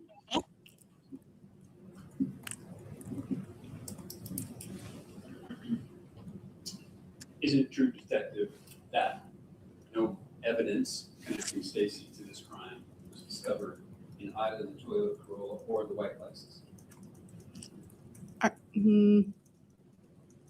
Can you say that again? I'm not sure exactly what you're saying there. So I'll break it up. Okay. Canine units were deployed on the Corolla, which was Sarah's car. She was known to drive it. They did not alert on that car. Yes, sir. Did CSI work on that car? I know that there was a part cut out in the seat, so I would say yes. And was anything of any evidentiary value found in that white, or the blue, sorry, Toyota Corolla? I don't believe so. Now, moving to the Lexus, you know that a canine unit alerted on that Lexus. Under any normal circumstances, any car related to your suspects would be gone over with a fine-tooth comb by your CSI units, right? We don't have CSI units, and so that would be done through my admin because they would have to request other agencies to assist. And I know that it would have been done. And you know it would have been done, and if there had been any results with evidentiary value, you would know about it. They would tell me yes. There was none. Not that I know of. So moving to Brandon's Mercedes, was that worked over as well with CSI units and or canine units? I don't know on that one. So the maroon GMC Sierra pickup is Stacey's car, right? The Lexus was his car, and I don't know who they said the truck, like if it belonged to somebody specifically or not. It kind of sounded like it was their truck. Okay, so let's assume it's a community truck. You believe that Michael Vaughan was with the duffel bag and put the back of that truck? Yes, sir. Yes, sir. Were canine units deployed on that truck? I don't know if canines were deployed. I wasn't there with that, so I don't know on that. I don't believe so. That was at Idaho State Police Forensics, and however they did that truck, that would be them. So you have a missing child. Mm-hmm. You have a missing child that you believe to be at some point held in the back of the truck. Yes, sir. And you believe that to be credible. Yes, sir. And you cannot tell me today whether there was any evidence of evidentiary value pointing to Stacey taken out of that truck. I can tell you that we took that very seriously, so we gave the entire truck to Idaho State Police Forensic Labs for them to go through. And they removed some duct tape that was shoved down into the post hole on the driver's side, where the area that Stacey indicated that Michael was placed, and the area where Brandon went to check to see if he was still alive. And that piece of duct tape, let's talk.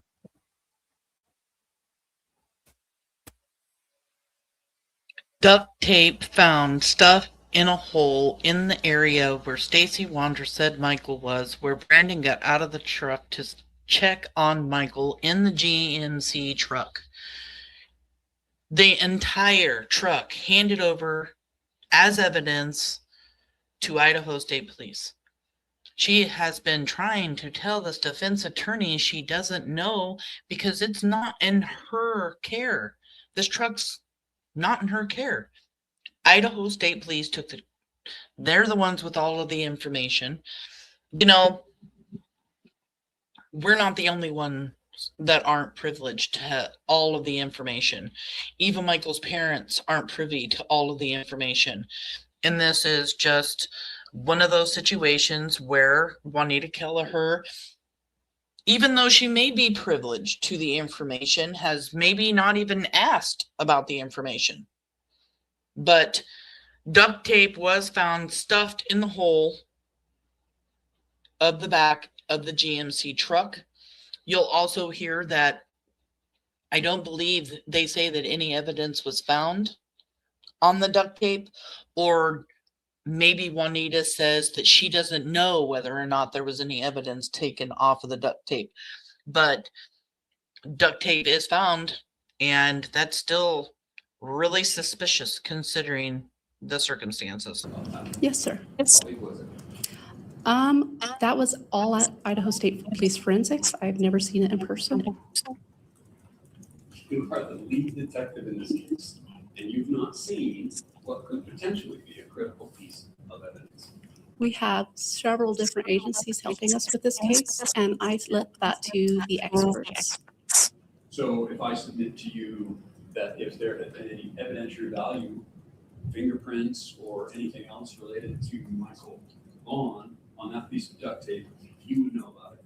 Yes, I would. And you don't know anything about it? I believe if there was anything like that, that we would be celebrating and I would know about it. So we can assume nothing was found? Yes, sir. In any of these cars? It would depend on how you saw that. It's pretty simple. I saw that a cadaver dog alerted to the vehicle that Stacey Wondra used. And yet nothing of evidentiary value? Not that I know of. Not that I know of.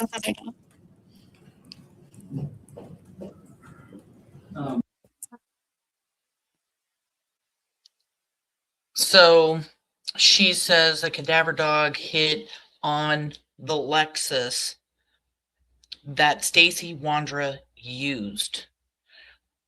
And I just want to talk about that for a second. She doesn't talk about the Lexus that could have been used to move Michael. She doesn't say the Lexus that could have been used to move Michael from Kuna to Fruitland. Stacey Wondra told Juanita Kelleher that Adrian, Sarah, and Brandon went back to Kuna the next day. That's not Stacey, right? Stacey doesn't say that he went to Kuna the next morning. He says Adrian, Brandon, and Sarah did. So why does Juanita Kelleher here, when talking about cadaver dogs hitting on the Lexus, say the Lexus that Stacey Wondra used? Is this implying that Stacey Wondra has more involvement here? I don't know. I mean, right now, I am speculating, but she could have said so much here. She could have mentioned anybody other than Stacey, but she didn't. She specifically mentions Stacey. And we know, yes, Stacey was driving the Lexus to go to the splash pad. But since Stacey Wondra, in any of the testimony or any of the confessions that we heard from Stacey Wondra, that he spoke to detectives, at no time does he admit having Michael with him in the Lexus. And for a cadaver dog to hit on the Lexus, I don't know. Do you guys know and understand what I'm saying? Because I'm kind of hearing something going like, oh my God, why would she mention Stacey Wondra here? I mean, maybe throwing out an innuendo because Stacey's sitting there. I don't know. Think about it and let me know what you guys think. Since we're talking about the truck, Brandon's mother, what's her name? Tina Morelli? Morelli? Talk to her. Yes, sir. Do you have any information related to Michael Vaughan's disappearance? She was never even told until officers came, well, I came to speak with her. So they were worried, according to Stacey, they were worried about, Brandon was worried about being seen on the video cameras, right? Yes, sir. And so he approached the house or entered the house, or whatever he did with the house, with the goal of avoiding those cameras. Is that fair? That's what he said.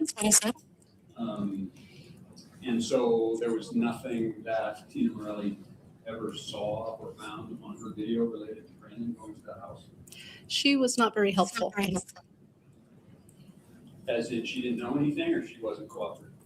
A little of both. By the time we interviewed her, it was already past the date of the video camera would be able to retain the information, because we did try to get that from her house and several neighbors around her house, and it was too late. On those surveillance, the people that we spoke with, they said that their cameras only keep the recordings for so long, and it was past that time. So there's no video of any kind of relevant information related to Michael Vaughan's case in Tina Morelli's house? The dogs alerted there too, but as far as videos. Let's talk about that. What? Dogs, plural, alerted there too. Dogs. So, meaning not one. Dogs alerted at Tina Morill's house. Didn't know that. I didn't know that. And of course, we all know anybody that has doorbell cams or anything else, some people paid have the extra space on your cameras, some don't. And after so many hours, you know, so many hours are deleted, and then it just keeps recording the new recordings. And what Juanita Kelleher, Detective Kelleher, is saying here is that basically, by the time they found out the information about the GMC truck and them all going to CUNA, and when they reached out to Tina, who wouldn't give out any information at all, and neighbors, it was too late to get any of that information. You know, sometimes it's just automatically deleted. So there was no footage of them actually being at Tina Morill's house, which is very, very unfortunate, because I'm sure you would see Brandon Shurtleff carrying in his red duffel bag, or maybe even Stacey helping him. Who knows? What dogs were deployed on that residence? The one I know of was with Julie Gibson with Yodi. And was that outside in the yard, or was that in the house? I was doing an interview, and so that would be Detective Scott Cribben that went with that one. And so do you know, you don't know whether Yodi was deployed in the yard or the house? I know that he was deployed in the yard because I was inside doing the interview, and I believe he was brought in the house, but again, that would be Detective Cribben that could testify to that. And right there, another question may have just been answered. She was in the house. She knows the dog was outside in the yard. She knows that Julie Gibson's dog, Yodi, was there. And she believes that the dog came in the house too. So that's really interesting. And we've heard about, Tina Muriel saying that the dog hit on the leaky pipes or the leaky toilet or whatever it is that she tells people, the stories that you tell, Tina. We know their stories because cadaver dogs don't hit on poop. They're not trained to do that. And I'm just wondering about the more information, because this makes my brain go, wait a minute, what? This dog went in the house? She's saying I think the dog came in the house too. So the dogs went into the house. We're not privileged to all of the information. Is there evidence? Is there a cadaver dog hit inside that house that we're not aware of? This is huge to me. It just hit me like a ton of bricks. I did not hear this part at the preliminary hearing. Jody sent canine or human remains canine? He's a cadaver dog. You say you have information that he alerted somewhere in the yard of the house, but you don't know what? They took a photo of where the dog actually sat down, and that was added. And it's next to an AC vent, I believe. It's right on when you go through the gate to the right side of the garage. It's right on the side of the house. Yes, sir.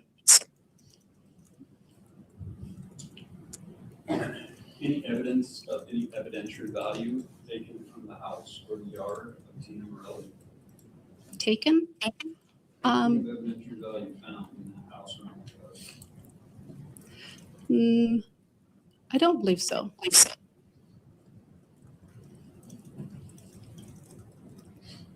Let's talk about 1102 Red Wing. Did you ever have canine units go through the house? We had canine units go the back, and then there's a crawl space. But there was cats in the house, and they didn't want to. We couldn't really move their cats out of their home, so we did. I don't believe so, but that would be, I believe, Ada County did the search in the home for us. Was there any alert to your knowledge in the home of Stacey and Sarah Wondra? Not that I know of. Did you believe Michael was in the home? Yes, sir. No alert. Like I said, I don't know. I don't believe so. You did take samples from the house, various samples for evidentiary purposes, right? If you saw a stain, you collected a stain, the carpet, the upholstery, that sort of thing, right all through the house. That would be Ada County. The forensic unit did the search inside the home. More stuff you don't know anything about? More stuff that got shipped to experts in that field. If anything of evidentiary value would have been discovered there, you would know about it, would you not? Yes, sir. So if we assume nothing of evidentiary value was found in the Wondra home. I assume. Yes.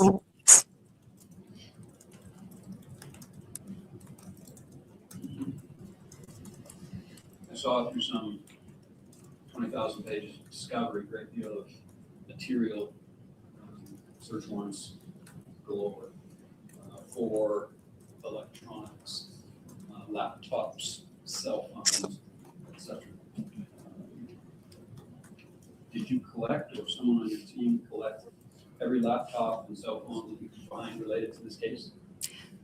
We tried, but most of them had been gone already. So is there any evidence that you were able to find on laptops through, let me break it up.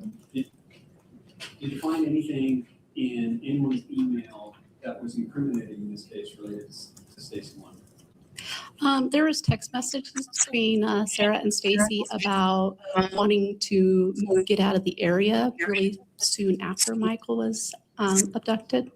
And there was a photo taken of Sarah in the bathroom with a box full of items that were packed. I believe that was the 29th of July. There's also Brandon standing in the living room with a steam cleaner. That was the beginning of August of 2021. Brandon. We're back to you again. Once again, you're being mentioned. There's a picture of you using a steam cleaner. And I've seen this picture before, but now it's gone. I have no clue where I saw it, who gave it to me, if I even still have it. It's lost in space and it's been deleted off of social media because I've looked. But I remember seeing the picture of Brandon, and he's steam cleaning in front of the couch. The couch in question here, the couch that Michael was on. And remember, Stacey Wondra said that Michael was laying on the floor on his back in front of the couch. And in this picture, why they would take a picture of Brandon steam cleaning, I don't know. I don't get these idiots.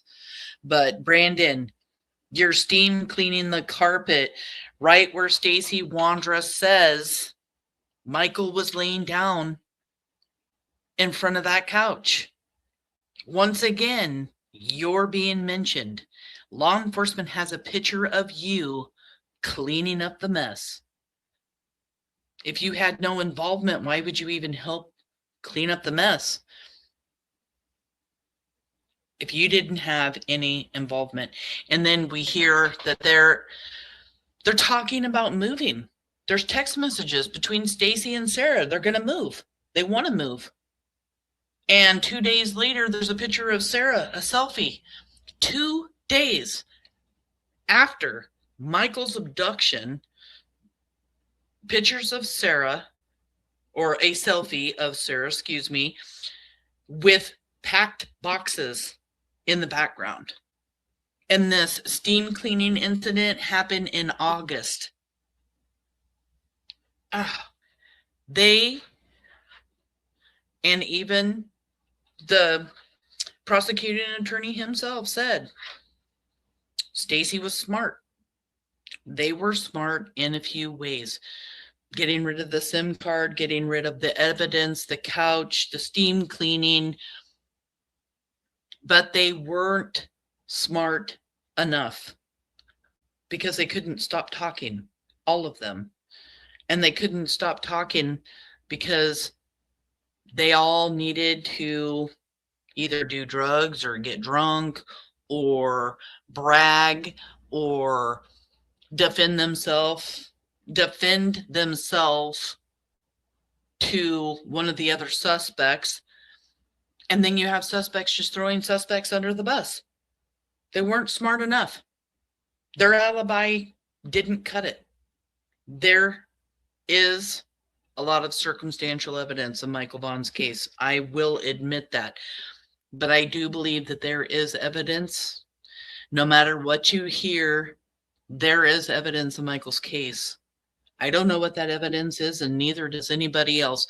And if anybody else has that evidence outside the family or law enforcement, who the hell do you know down at the courthouse, and where are you getting your information from? I'm talking about directly at that time. Let's see. There's a lot of communication about leaving and searching different areas for like jobs and housing, stuff like that. I believe that is important in this case. Any smoking guns?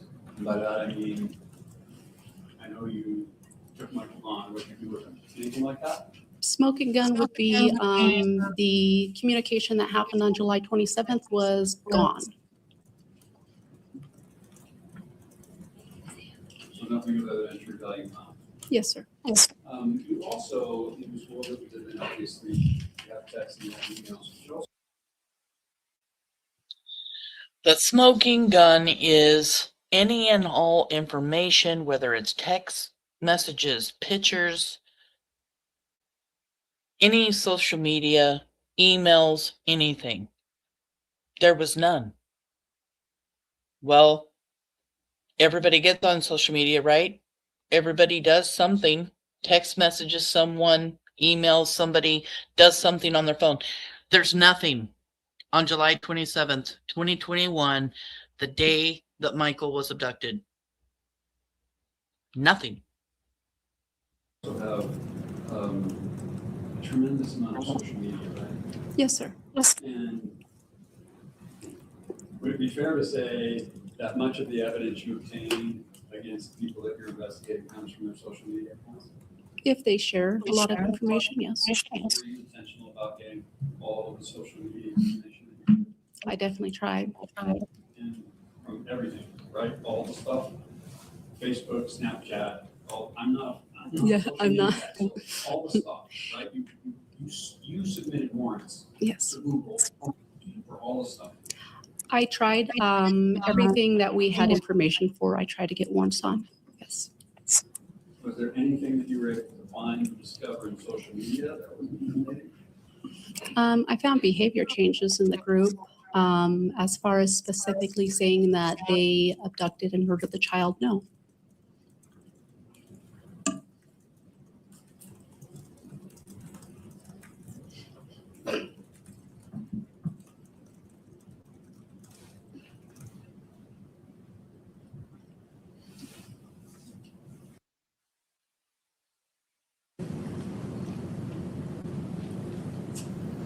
Other than Stacey, you have a lot of witnesses in this case, right? Depending. What do you mean? Witnesses who say they know something or saw something, right? Like you have someone who saw, says they saw Michael on the tricycle, right? That's Dorothy Starkey. That's one. So Yes. that's one witness. Yes. Do you have any witnesses at all, though, that gave you information that they actually saw or were part of the abduction of Michael Vaughan? Anyone in the neighborhood or anyone at all that gave you witness statements detailing what happened to Michael Vaughan? Are you asking if somebody sent a confession, like witnessing these people do something? No, witnesses saying, I was in the neighborhood and I saw a maroon GMC pickup truck stopped by Michael Vaughan. Like No. anything like that. Any witnesses that were useful in your investigation? There's lots of witnesses that are useful in my investigation, but I would have to have more specific as far as seeing the maroon pickup. I don't believe I had any leads on that. There was a great deal of discussion in discovery materials about obtaining DNA. Were you involved in that? No, sir. Who was involved in that? That would be my admin. Now, do you work DNA in cases regularly? No, sir. Usually I would call in the experts. Is it fair to say that DNA is a technology that's used principally to exclude someone or to potentially include them in a potential crime? I don't think I would be able to say specifically if they were to be, how they would be used. It would depend on the crime or depend on the case. So DNA isn't particularly useful unless you have a sample to compare and contrast it to, is that fair? That's fair. And did you develop any DNA that you could compare and contrast? DNA as far as, we had Michael Vaughan's DNA from his mother and father. Randy, I believe, testified that everybody in the family gave their DNA, is that accurate? Yes, sir. And so, was there any DNA analysis of which you were made aware that connected Stacey to Michael Vaughan in any way? Nothing that I was made aware of.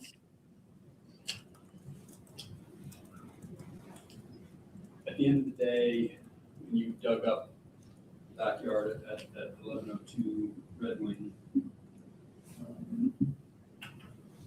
you never did find Michael Vaughan, right? I did not find Michael Vaughan. You never found the shirt or shorts or any flip-flops? No, sir. And I don't want to be foolish, but you didn't find any parts either, right? And that was specifically told to us that he wasn't beat up or anything like that. He wasn't bloody.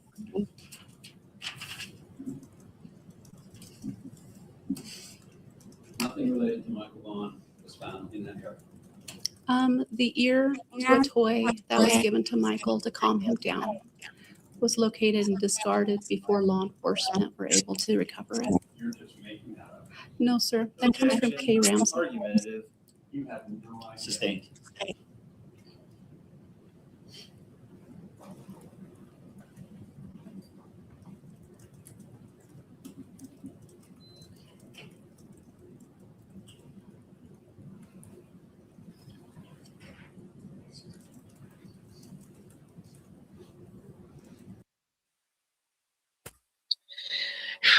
in the world can the defense attorney even say, like, you're making that up? I mean, first of all, you've got a law enforcement officer up on the stand. Let's give him a little bit of respect, okay? Let's give Detective Kelleher a little bit of respect. Stop trying to call her a liar. And then here pretty much, well, blatantly says, you're just making that up. And thank God for Michael Duke for, you know, standing up, staying argumentative, sustained by the judge. So making it up, what's there to make up? Kay Ramsey, Sarah's mom, told law enforcement about this green ear that was found in the backyard that the dog dug up. And I bet you, Kay Ramsey would have never talked to law enforcement about the green ear, stuffed animal, dog toy, whatever you want to call it, that she found and discarded of. She wouldn't have said a damn thing about it if she had known that Michael Vaughan was given a green dog toy. Ever. She would do anything to protect Sarah. And here is this defense attorney. You're making that up. So disrespectful. This is our law enforcement. I respect law enforcement so much. They have such hard jobs. They die all the time. Yes, you get your crooked, corrupt law enforcement, but I do not believe that to be true with Fruitland Police. They have done everything they possibly could do, will do, have done for Michael Vaughan. And Juanita Kelleher doesn't deserve to be called a liar or to be told that she's making things up. But I love how she deals with this defense attorney, because she is so very likable. Just like one of the moderators mentioned here in chat, she's very likable, and he's making himself look like a fool, treating her this way, in my opinion, of course.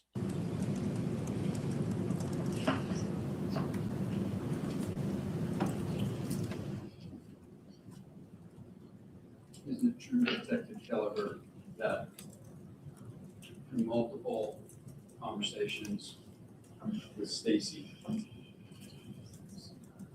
you believe that he was involved, that you actually have no evidence that he was involved?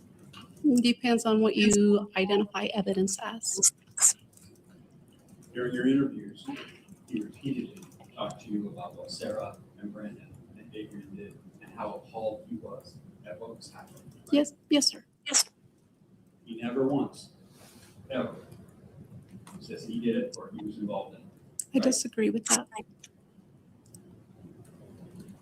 If he did, it would be on video, and it's not. He stated that he fixed the truck in order for them to leave with Michael. If he wouldn't have fixed the truck, I don't believe they could have left with Michael.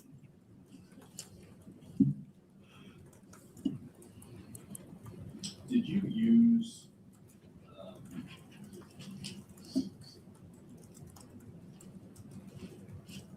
Stacey's mother, Tamara Johnson, to help try and get information from Stacey? Did I use her? I believe I relayed to her that he was not being truthful with the evidence that we had and his statements. Did you ask her to try and get information from him? I asked her if he would speak with her, and that way he wasn't, interrogated or anything.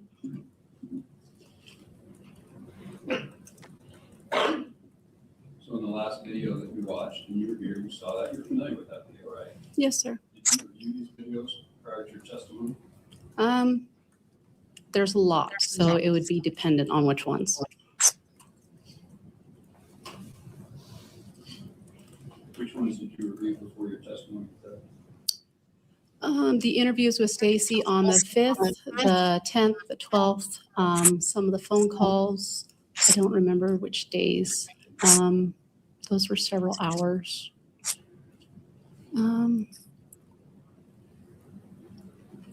That's the ones that are coming to mind right now. So in this last interview that you saw with Tamara Johnson, did you review that yesterday? Yes, sir. And you saw it here today with us? Yes, sir.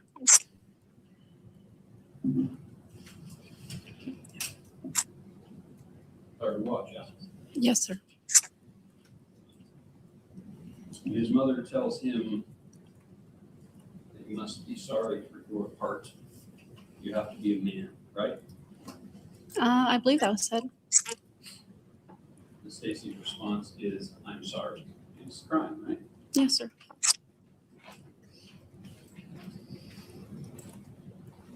And his mother asks him, you confess to your part in it?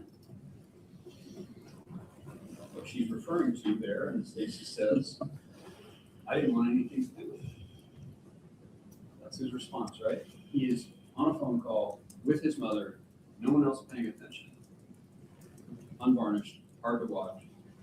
And he says, I didn't want anything to do with it. Honestly, that's his response, right? I believe so. And he reiterates with her that Sarah accidentally killed him. And she asks, how could she accidentally kill him? And he says, through suffocation, right? Yes, sir. And he reiterates again, I had nothing to do with it. It was Sarah and Avery. Yes? Yes, sir. When she asked him why. Right when he talks about suffocation, Stacey takes a huge swallow, like a gulp. I just want to rewind just a tad bit, so if you guys want to see it, you can pay extra close attention. Let me see, where am I? I'm going to go back about that far. Let's see how far that gets. Maybe a little bit more.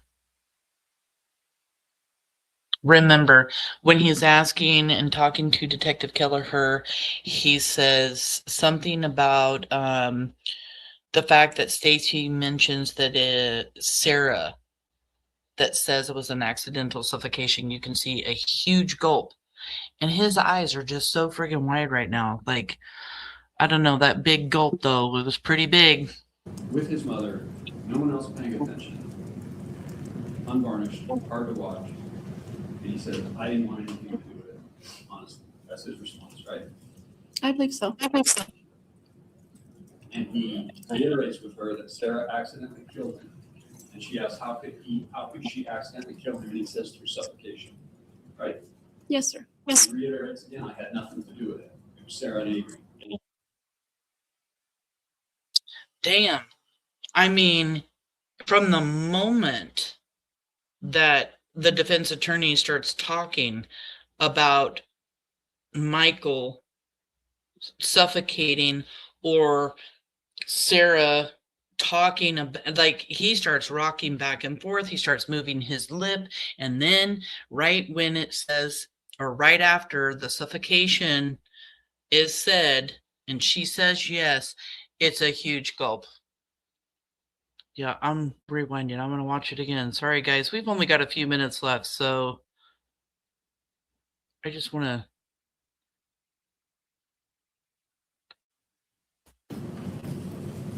And his mother asks him, you confess to your part in it?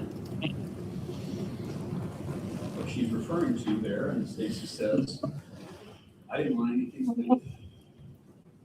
That's his response, right? He is on a phone call with his mother, no one else paying attention. Unvarnished, hard to watch. And he said, I didn't want anything to do with it. Honestly, that's his response, right? I believe so.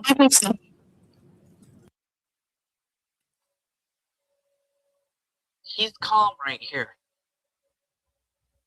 He has completely stopped moving. He's calm. Now watch his mannerism. And I'm sorry, I forgot to mute myself here for a second, so you might have gotten a little bit background noise. But watch his mannerism here. And he reiterates with her that Sarah accidentally killed him. And she asks, how could she accidentally kill him? And he says, through suffocation, right? Yes, sir. He reiterates again, I had nothing to do with it. It was Sarah and Avery. Yes? Yes, sir. When she asked, he had to take a deep breath and do that great big gulp after the suffocation's mentioned. Sorry I've rewinded so much time. Stuff like this actually really does. It's disturbing, but it intrigues me. And his whole mannerism right at that particular point changed dramatically. See why? Says it was what, easy? The word he used, easy? He thought she intended to appease me with the child. And then he says, I was out of the loop on everything. Right? Yes, sir. Yes. And he's consistent with that sentiment throughout his interviews with you. Yes, sir. Out of the loop on everything, right? I don't know if you use those words. And then mom says you made a mistake. And the mistake she's referring to is he wasn't a man. He didn't report it. He didn't say anything. He didn't call the police. Isn't that right? You would have to ask Tamara Johnson what she intended by that remark.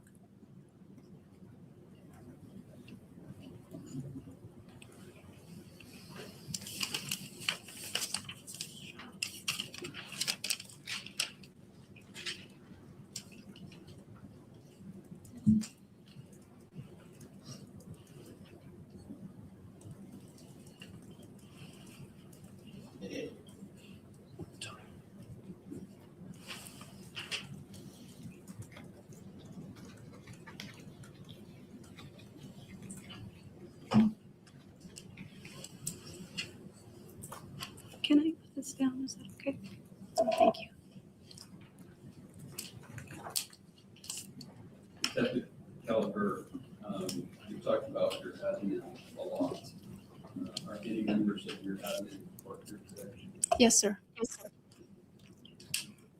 Thank you, sir. Does the state intend to redirect?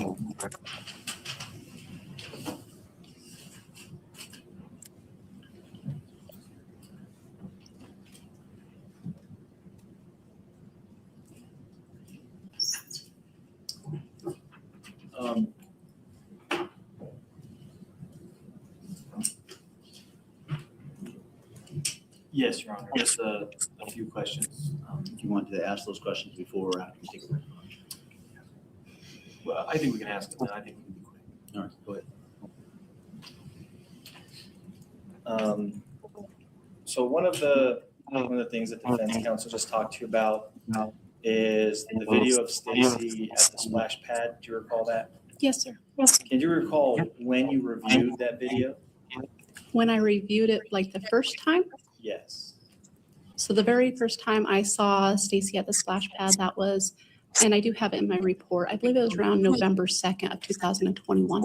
Okay, but the video, is the video of November 2nd or is the video of a different day? I don't understand. What date is the video showing? The date of when Stacey came into the splash pad was July 27th of 2021 at 3:22 hours. Okay.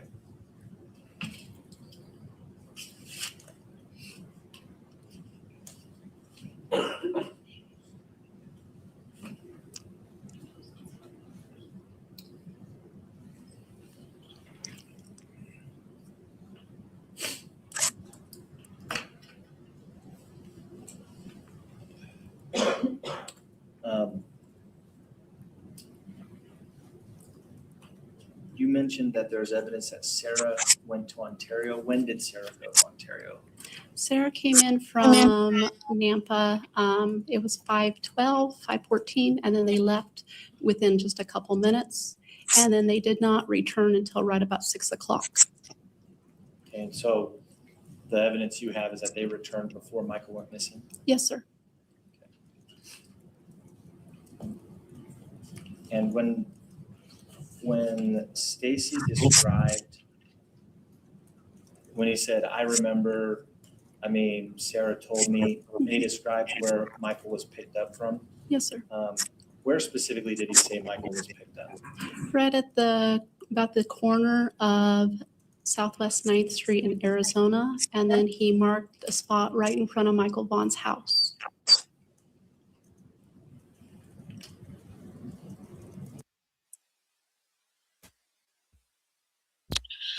Wow. And I can't believe I missed that one at the preliminary hearing. I swear I was Writing so much, I knew I had missed several things. And even watching this last night, I really must not have been paying very close attention like I am tonight. But Stacey Wondra says that Michael Vaughan was picked up on 9th in Arizona and then marks a spot in front of the Vaughan house. That's just crazy, because that leaves us with many questions, doesn't it? And I already know there's a few of my moderators right now going to start going off about how could he have been picked up right there? Where does this tricycle come in at, guys? Stacey said that he was lured with the tricycle. Somebody saw Michael on the tricycle. So what? Is he picked up from there on a tricycle? Is he picked up there with a car? I mean, did they really lure Michael away from 9th in Arizona? And if you guys don't know it, so the main road going in and out between the two subdivisions is 8th. Okay? And we've gone over where 8th in Arizona is, right on the corner of that field and 8th. So if you were to head down Arizona, right across from the field, if you start heading down Arizona from 8th Street, you would have the field on the right, and then you would have 9th Street going east towards the Vaughn's house. And that's where Stacey is saying right there.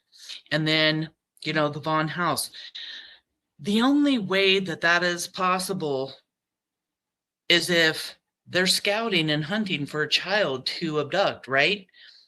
Because if you're coming in and out of the neighborhood, you're only going to be on 8th to get into your subdivision. So something happened. Someone saw Michael alone. Who was it? And once again, Stacey Wondra said, I remembered. Was it Stacey that picked up Michael, or was it Sarah? Or was it both? I really, really wish the Vaughan family had answers to these questions, because I am not Michael's mother, but I love Michael. The Vaughan family considers me family. And I have so many questions, and it bothers me not knowing the answer to those questions. And it makes me feel so sad and heartbroken that my friends don't have the answer to the questions I know they've got to be asking themselves. I already know Brandy's confused about the tricycle. She just got done talking about the tricycle on the round table.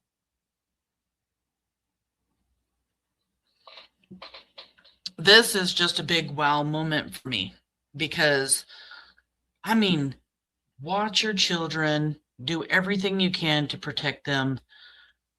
That's right outside Michael's house. That's not even a whole house away from their house where Stacey Wondra is saying that Michael was taken from. I mean, and life changes, right? Life changes in an instant. You never know what the future holds.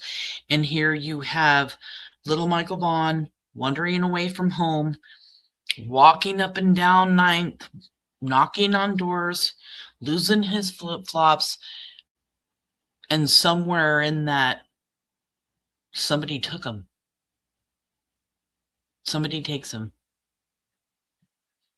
Just where does this tricycle come into play? I just want to understand the tricycle. I believe Michael was on the tricycle. I believe that because Banshee hit in all of the areas where this tricycle was, which leads me to believe that Michael was on it, touched it, or something, right? And somebody saw Michael on the tricycle. And that's huge to me, because where the neighbor saw Michael Vaughan on the tricycle is where Banshee hit. And then all of the other places where that tricycle was, Banshee hit. So, yeah, I want to know more about the tricycle. And I really hope during the trial we learn everything about it. And you recall when the white Lexus was recovered to be searched? I do not remember. Was it within the year that Michael went missing? I don't know. I don't remember. And the Mercedes that was towed back from Cuna, did you ever know that vehicle to be an operational vehicle? The Mercedes? Was it ever running? Brandon said that he had to have brakes on it. And then they brought it back for Carson to fix. But Carson said that he didn't know anything about it. And then it just sat there. And I don't believe it was ever fixed.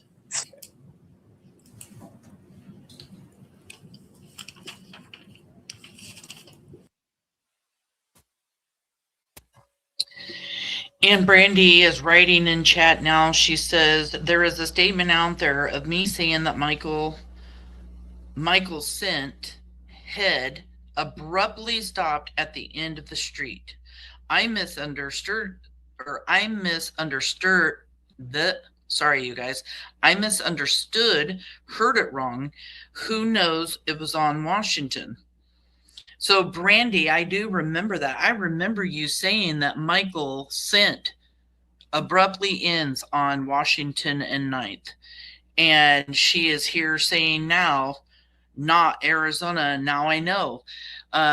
She's just basically saying now she knows why she was told what she was told, because Michael Sent ends here on Arizona. That is what you're saying, right, Brandy? That Stacey knows those details because I believe Stacey was the one who grabbed Michael.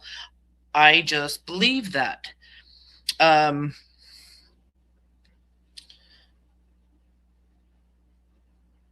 She says, remember, Callie, how many nights stood there, walked up and down the damn street, where all those recordings that's right doesn't fit the narrative. So yes, that's what Brandy is saying. She got it wrong in thinking that it was 9th in Washington, when in actuality it's 9th in Arizona. You guys, that's a house away, okay? Tops, a house away. But even Stacey, or Detective Kelleher, is saying that even Stacey marks the spot right in front of their house. Your children aren't safe anywhere if they can't even play right outside the house, right? And lots of stuff's been mentioned in chat about it's only a 3 to 5% chance that a stranger abducts a child. That's how rare it is for Michael Vaughan to have been abducted by these 4 suspects. A 3 to 5%. That is not a lot. Usually it's family members or somebody that knows the child, whether that's a friend of the family, a teacher, but never a stranger. And that's right outside the Vaughn's house. It just blows my mind. It makes me so scared for my 6 grandchildren. My one granddaughter, who is 11, who is beautiful, drop dead gorgeous, hair down past her butt, beautiful blue eyes. Oh my gosh, she is just now starting to walk away from home with her friends, grab her friends, walk up to the store, doing those kinds of things like we all used to be able to do without a worry in the world, right? And I can't tell my son, oh my gosh, don't let her do that. We have to let our children be free, grow up, live and learn.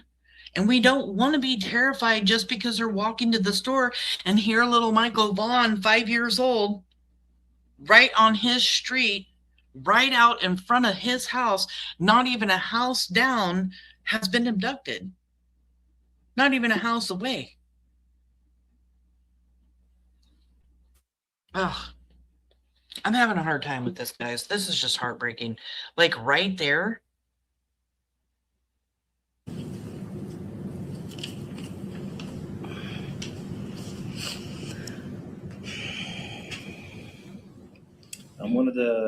One of the statements that was just testified to is you were talking about Stacey telling his mother he was out of the loop on everything. Do you recall that? Yes, sir. Okay. Is he the one who called Brandon to organize their alibis? Yes, sir. And that's by Stacey's own admission. That's by Stacey and by Brandon.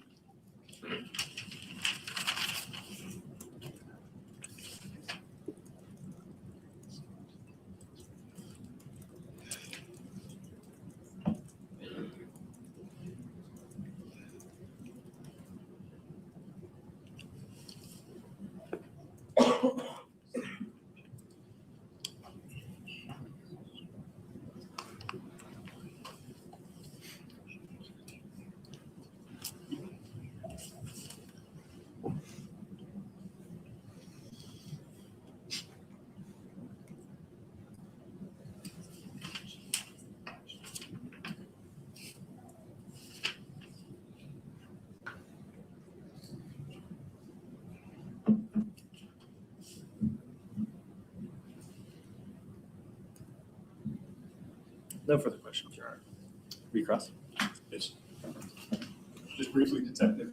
When they're talking about discussing your alibi, according to the information Stacey's given you, he knows that they've taken a job, right? Yes, sir. That that's a really bad thing. I believe he said the cops were on us about this kid. We need to get our story straight.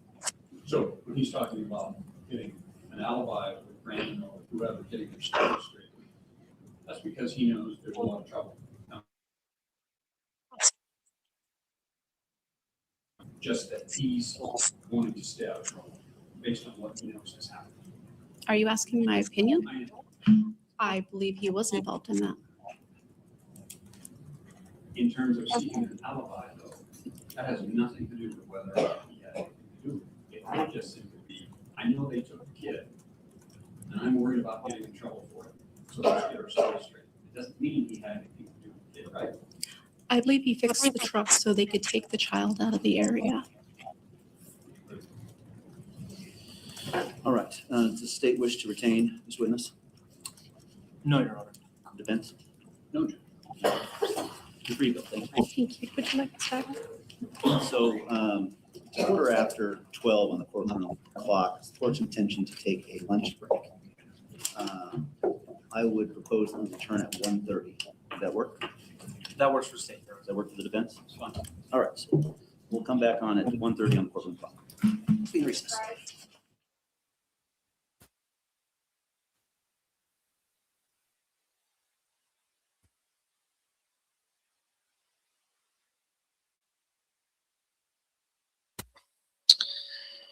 That was a lot to go over. 4 hours and 7 minutes is how long we have been here.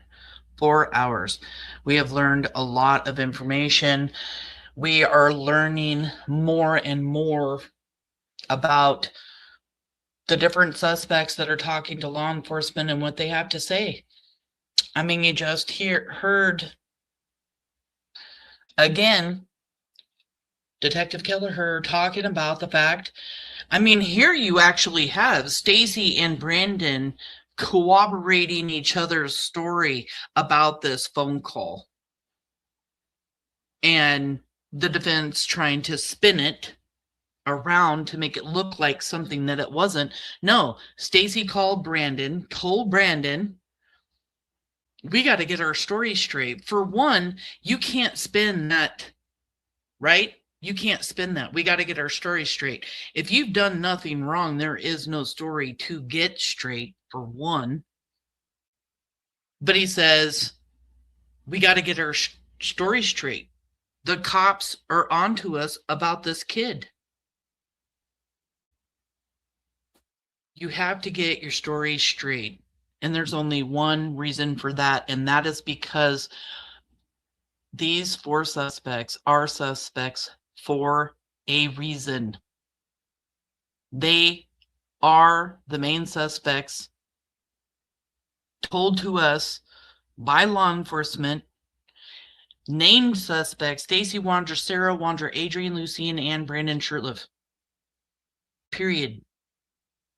That's it. That's all. And there's a reason for that. And every single one of them now, even during this, thank you so much, Kelly, for pointing this out, caught.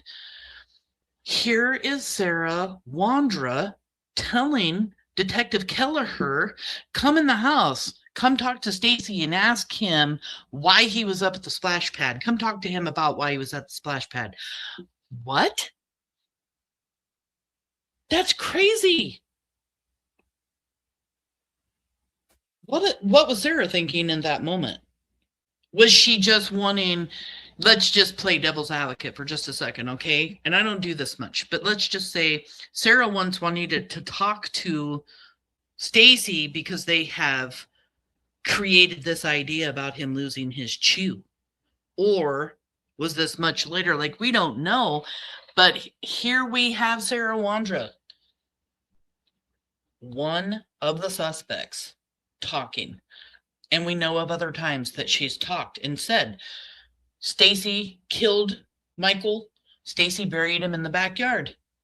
She said that right off of the bat, as soon as the warrant was served, as soon as they got to the house, to come excavate the backyard after Stacey said that Michael Vaughan had been buried in that backyard. We know 5 cadaver dogs hit in the Wondra's backyard. We know dogs, plural, hit on the Lexus. So not just one dog, cadaver dog hit on the Lexus. We know that they did look and have dogs inside of Tina Mariel's house. Now, just because Juanita Kelleher says that she doesn't know about anything, any evidence being found or anything, doesn't mean there isn't any. You're not going to go try, putting Stacey Wondra behind prison or behind bars for the rest of his life with nothing. There is evidence. Juanita Kelleher even talked about evidence. She said, we had evidence as why we X, Y, and Z. They do have evidence. A lot of that evidence has to do with the fact that they tried to get rid of anything and everything that they possibly could that could have gotten them in trouble for this. They were very smart about getting rid of their phones, deleting everything that they had from the day that Michael was abducted. I'll at least give them that. Steam cleaning carpets, letting the truck be repoed. But when you try to do such a good job of getting rid of the evidence, they forgot that doing all of that does make them look suspicious, does make them look guilty. And when it comes right down to it, those ideas of doing all of those things end up being one of the main reasons why law enforcement has been looking into them. Because they tried so hard to get rid of everything. Any kind of data they tried to get rid of. And that's suspicious and weird. Adrian Lucien came up with this idea to abduct a child so they could all make money. It was pure greed. Selfish greed. Nothing more. And they all decided, what? It was a great idea to abduct a child and make money?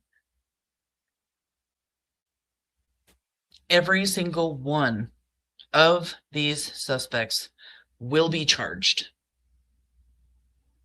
I really, really do believe that. Monkey's Army believes it. We are here to support the Vaughan family, to support Michael Vaughan. We're never going to give up. Michael deserves justice. He's going to get that justice. He will get that justice. And just a reminder for those that are joining us, Miss Brandy is going to join me up on panel for several lives, a series of lives to talk about everything they've gone through, to talk about Michael. You know,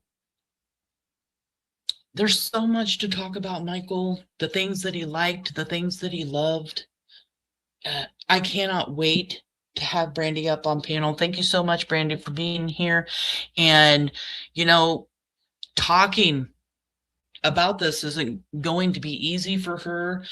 She believes it's going to be a healing situation. I'm hoping that that's how it turns out.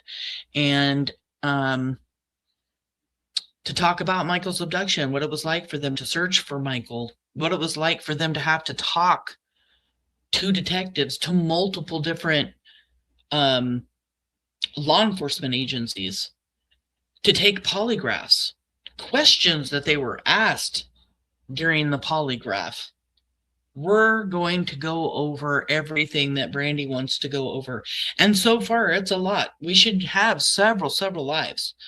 So Brandy says here, we will never be silenced. Michael Joseph Vaughan will come home, and you four monsters and anyone that helped will see justice. Kelly says here, definitely not a coincidence. One coincidence maybe, but 20,000? Absolutely not. Yeah, there is no coincidence. I mean, over 20,000 pages of discovery. Come on. And I really am thinking about going to the pre-trial. I'm learning more about what a pre-trial is. And it's basically, from what I'm understanding, don't quote me on this because I just started learning about it today as I was looking up some information. But it is basically like, they'll be going over evidence that they have. Each attorney will go over the different evidence that they have, the witnesses that they have, and decide what's going to be allowed, what evidence will be allowed at the trial. And if I can't make it to the trial, I damn sure want to make it to the pre-trial, because if they're going to talk about evidence and what they can and can't use, I want to be there because I want to know about the evidence. That's one of the main reasons why I want to go to the trial, is to hear those 20,000 pages of discovery and evidence that they have. And of course, to see Brandy, support Brandy, be there for her. But it's important for me, you know, covering this case, to hear those details, to know those details. I'm really hoping that it is streamed and that I can cover it from right here, because that's what I really want to do, because a month away from home is just too long. I would run out of my medicines while I was gone and everything like that. I just don't know that there's going to be any way for me to go to Fruitland for an entire month. So if nothing else, maybe I can make it to the pre-trial, and let's just keep praying and crossing our fingers that, you know, this is streamed. Because if it's streamed, that's going to be important too, because the awareness for Michael is going to grow so much more. And none of these suspects are going to be able to get away with anything once all of the evidence starts coming forth, right? Brandon, Sarah, and Adrian will definitely be seeing that evidence during trial if it's streamed. And I think that's important. I know that preliminary hearings do not get streamed, so it wasn't unusual for the request from the reporters to not stream the preliminary hearing. That's something that usually doesn't happen. So, yeah, I bet Brandy is saying here, we're trying to figure out how we're going to make it through the month, right? They've got to find babysitters for Buggy for the month. Tyler wants to go, so he would have to take off work a lot to be there, which is not going to be good financially for the Vaughan family. You know, Papa's going to want to be there, so he can't just stay at home and watch Buggy all the time. Pidge is going to want to be there, so she can't be watching Buggy all the time. I know you guys have so much support Brandy. I know you guys will figure it out, but damn, I bet you that is really stressing on you guys. Just trying to figure out how you guys are going to make it through a month. And on top of the emotional toll of being in there looking at Stacey Wondra for a month, hearing the details, hearing evidence you may not even know of again. And I already know how that's affected you, and it's taking you quite a while. Here we are. Purple is saying maybe we can split time up if we have to.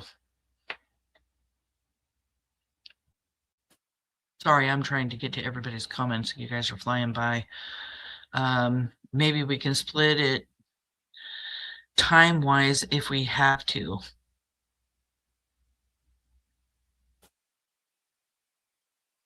Wood Chipper, thank you for coming in. Yeah, let me know what you mean by that. I mean, I don't know if you're talking to me, Purple, or if you're talking to Brandy.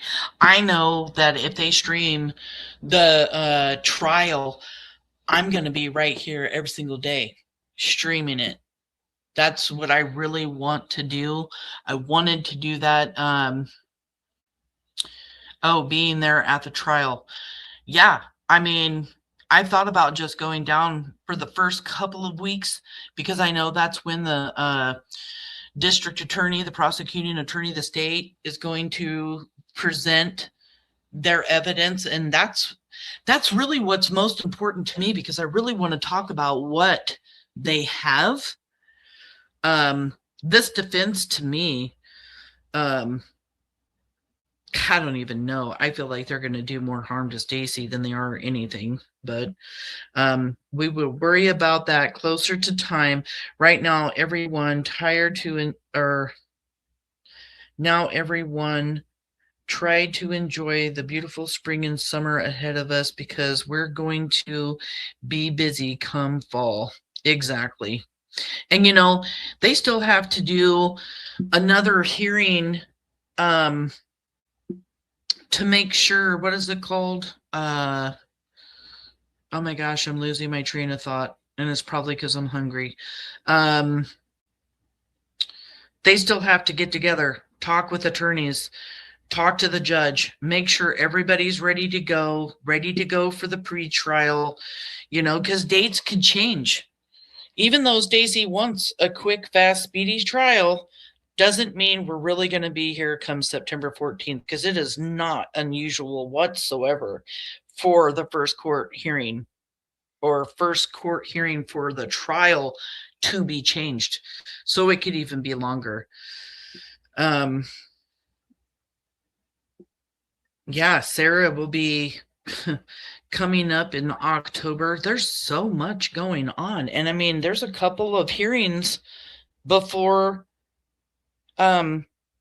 September. And I've got my salmon season coming. That's when me and my husband, we take a week break and go do some salmon fishing. I was thankful to hear that Stacey's trial wasn't till the 14th of September, because we usually do our week salmon fishing like the end of August or first week of September.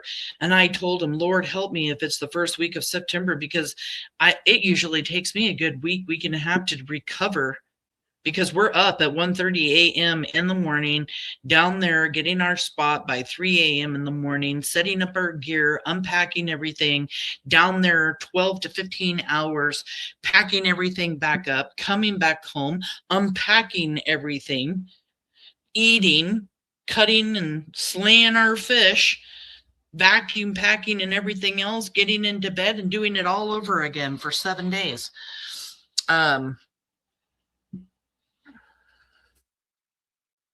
Yeah, I do too. I think it's absolutely wonderful, like splitting up the time going to Fruitland, because yeah, I don't know if I can do a whole month. That's too much time away from my hubby. Yeah, I would end up running out of my medications while I was gone. It's just, and then living there for that long, that's a lot of money. That is a lot of money. But not to get off track, there's 4 suspects. They're named suspects. They're all going to go down. And if anybody has a tip, please call Fruitland Police tip line 208-642-6006, or you can listen to me, guys. I'm going to have to get off here. Email by Michael@fruitland.org. I love you guys. I can already tell by the way I'm talking that my blood sugar's getting low and I need to eat. Love you all. I'll be back tomorrow night for the end of the preliminary hearing. And then, of course, we'll be looking forward to having Brandy here next week. I love you guys. Thank you so, so much for being here, for always being a part of Monkey's Army, supporting Michael and the Vaughan family. Thank you, moderators, for coming tonight. This was a big live, and it had a lot of information. And Brandon Shirtliff, it's just the beginning. Adrian, Lucian, we're not done with you yet either. Don't think that we have forgotten about you. You are the one who set this all up. You are actually the one person I cannot forgive and will never forgive in all of this, because had you not come up with this idea, Michael would still be here. And don't think I have forgotten about you. Have a great night, everybody.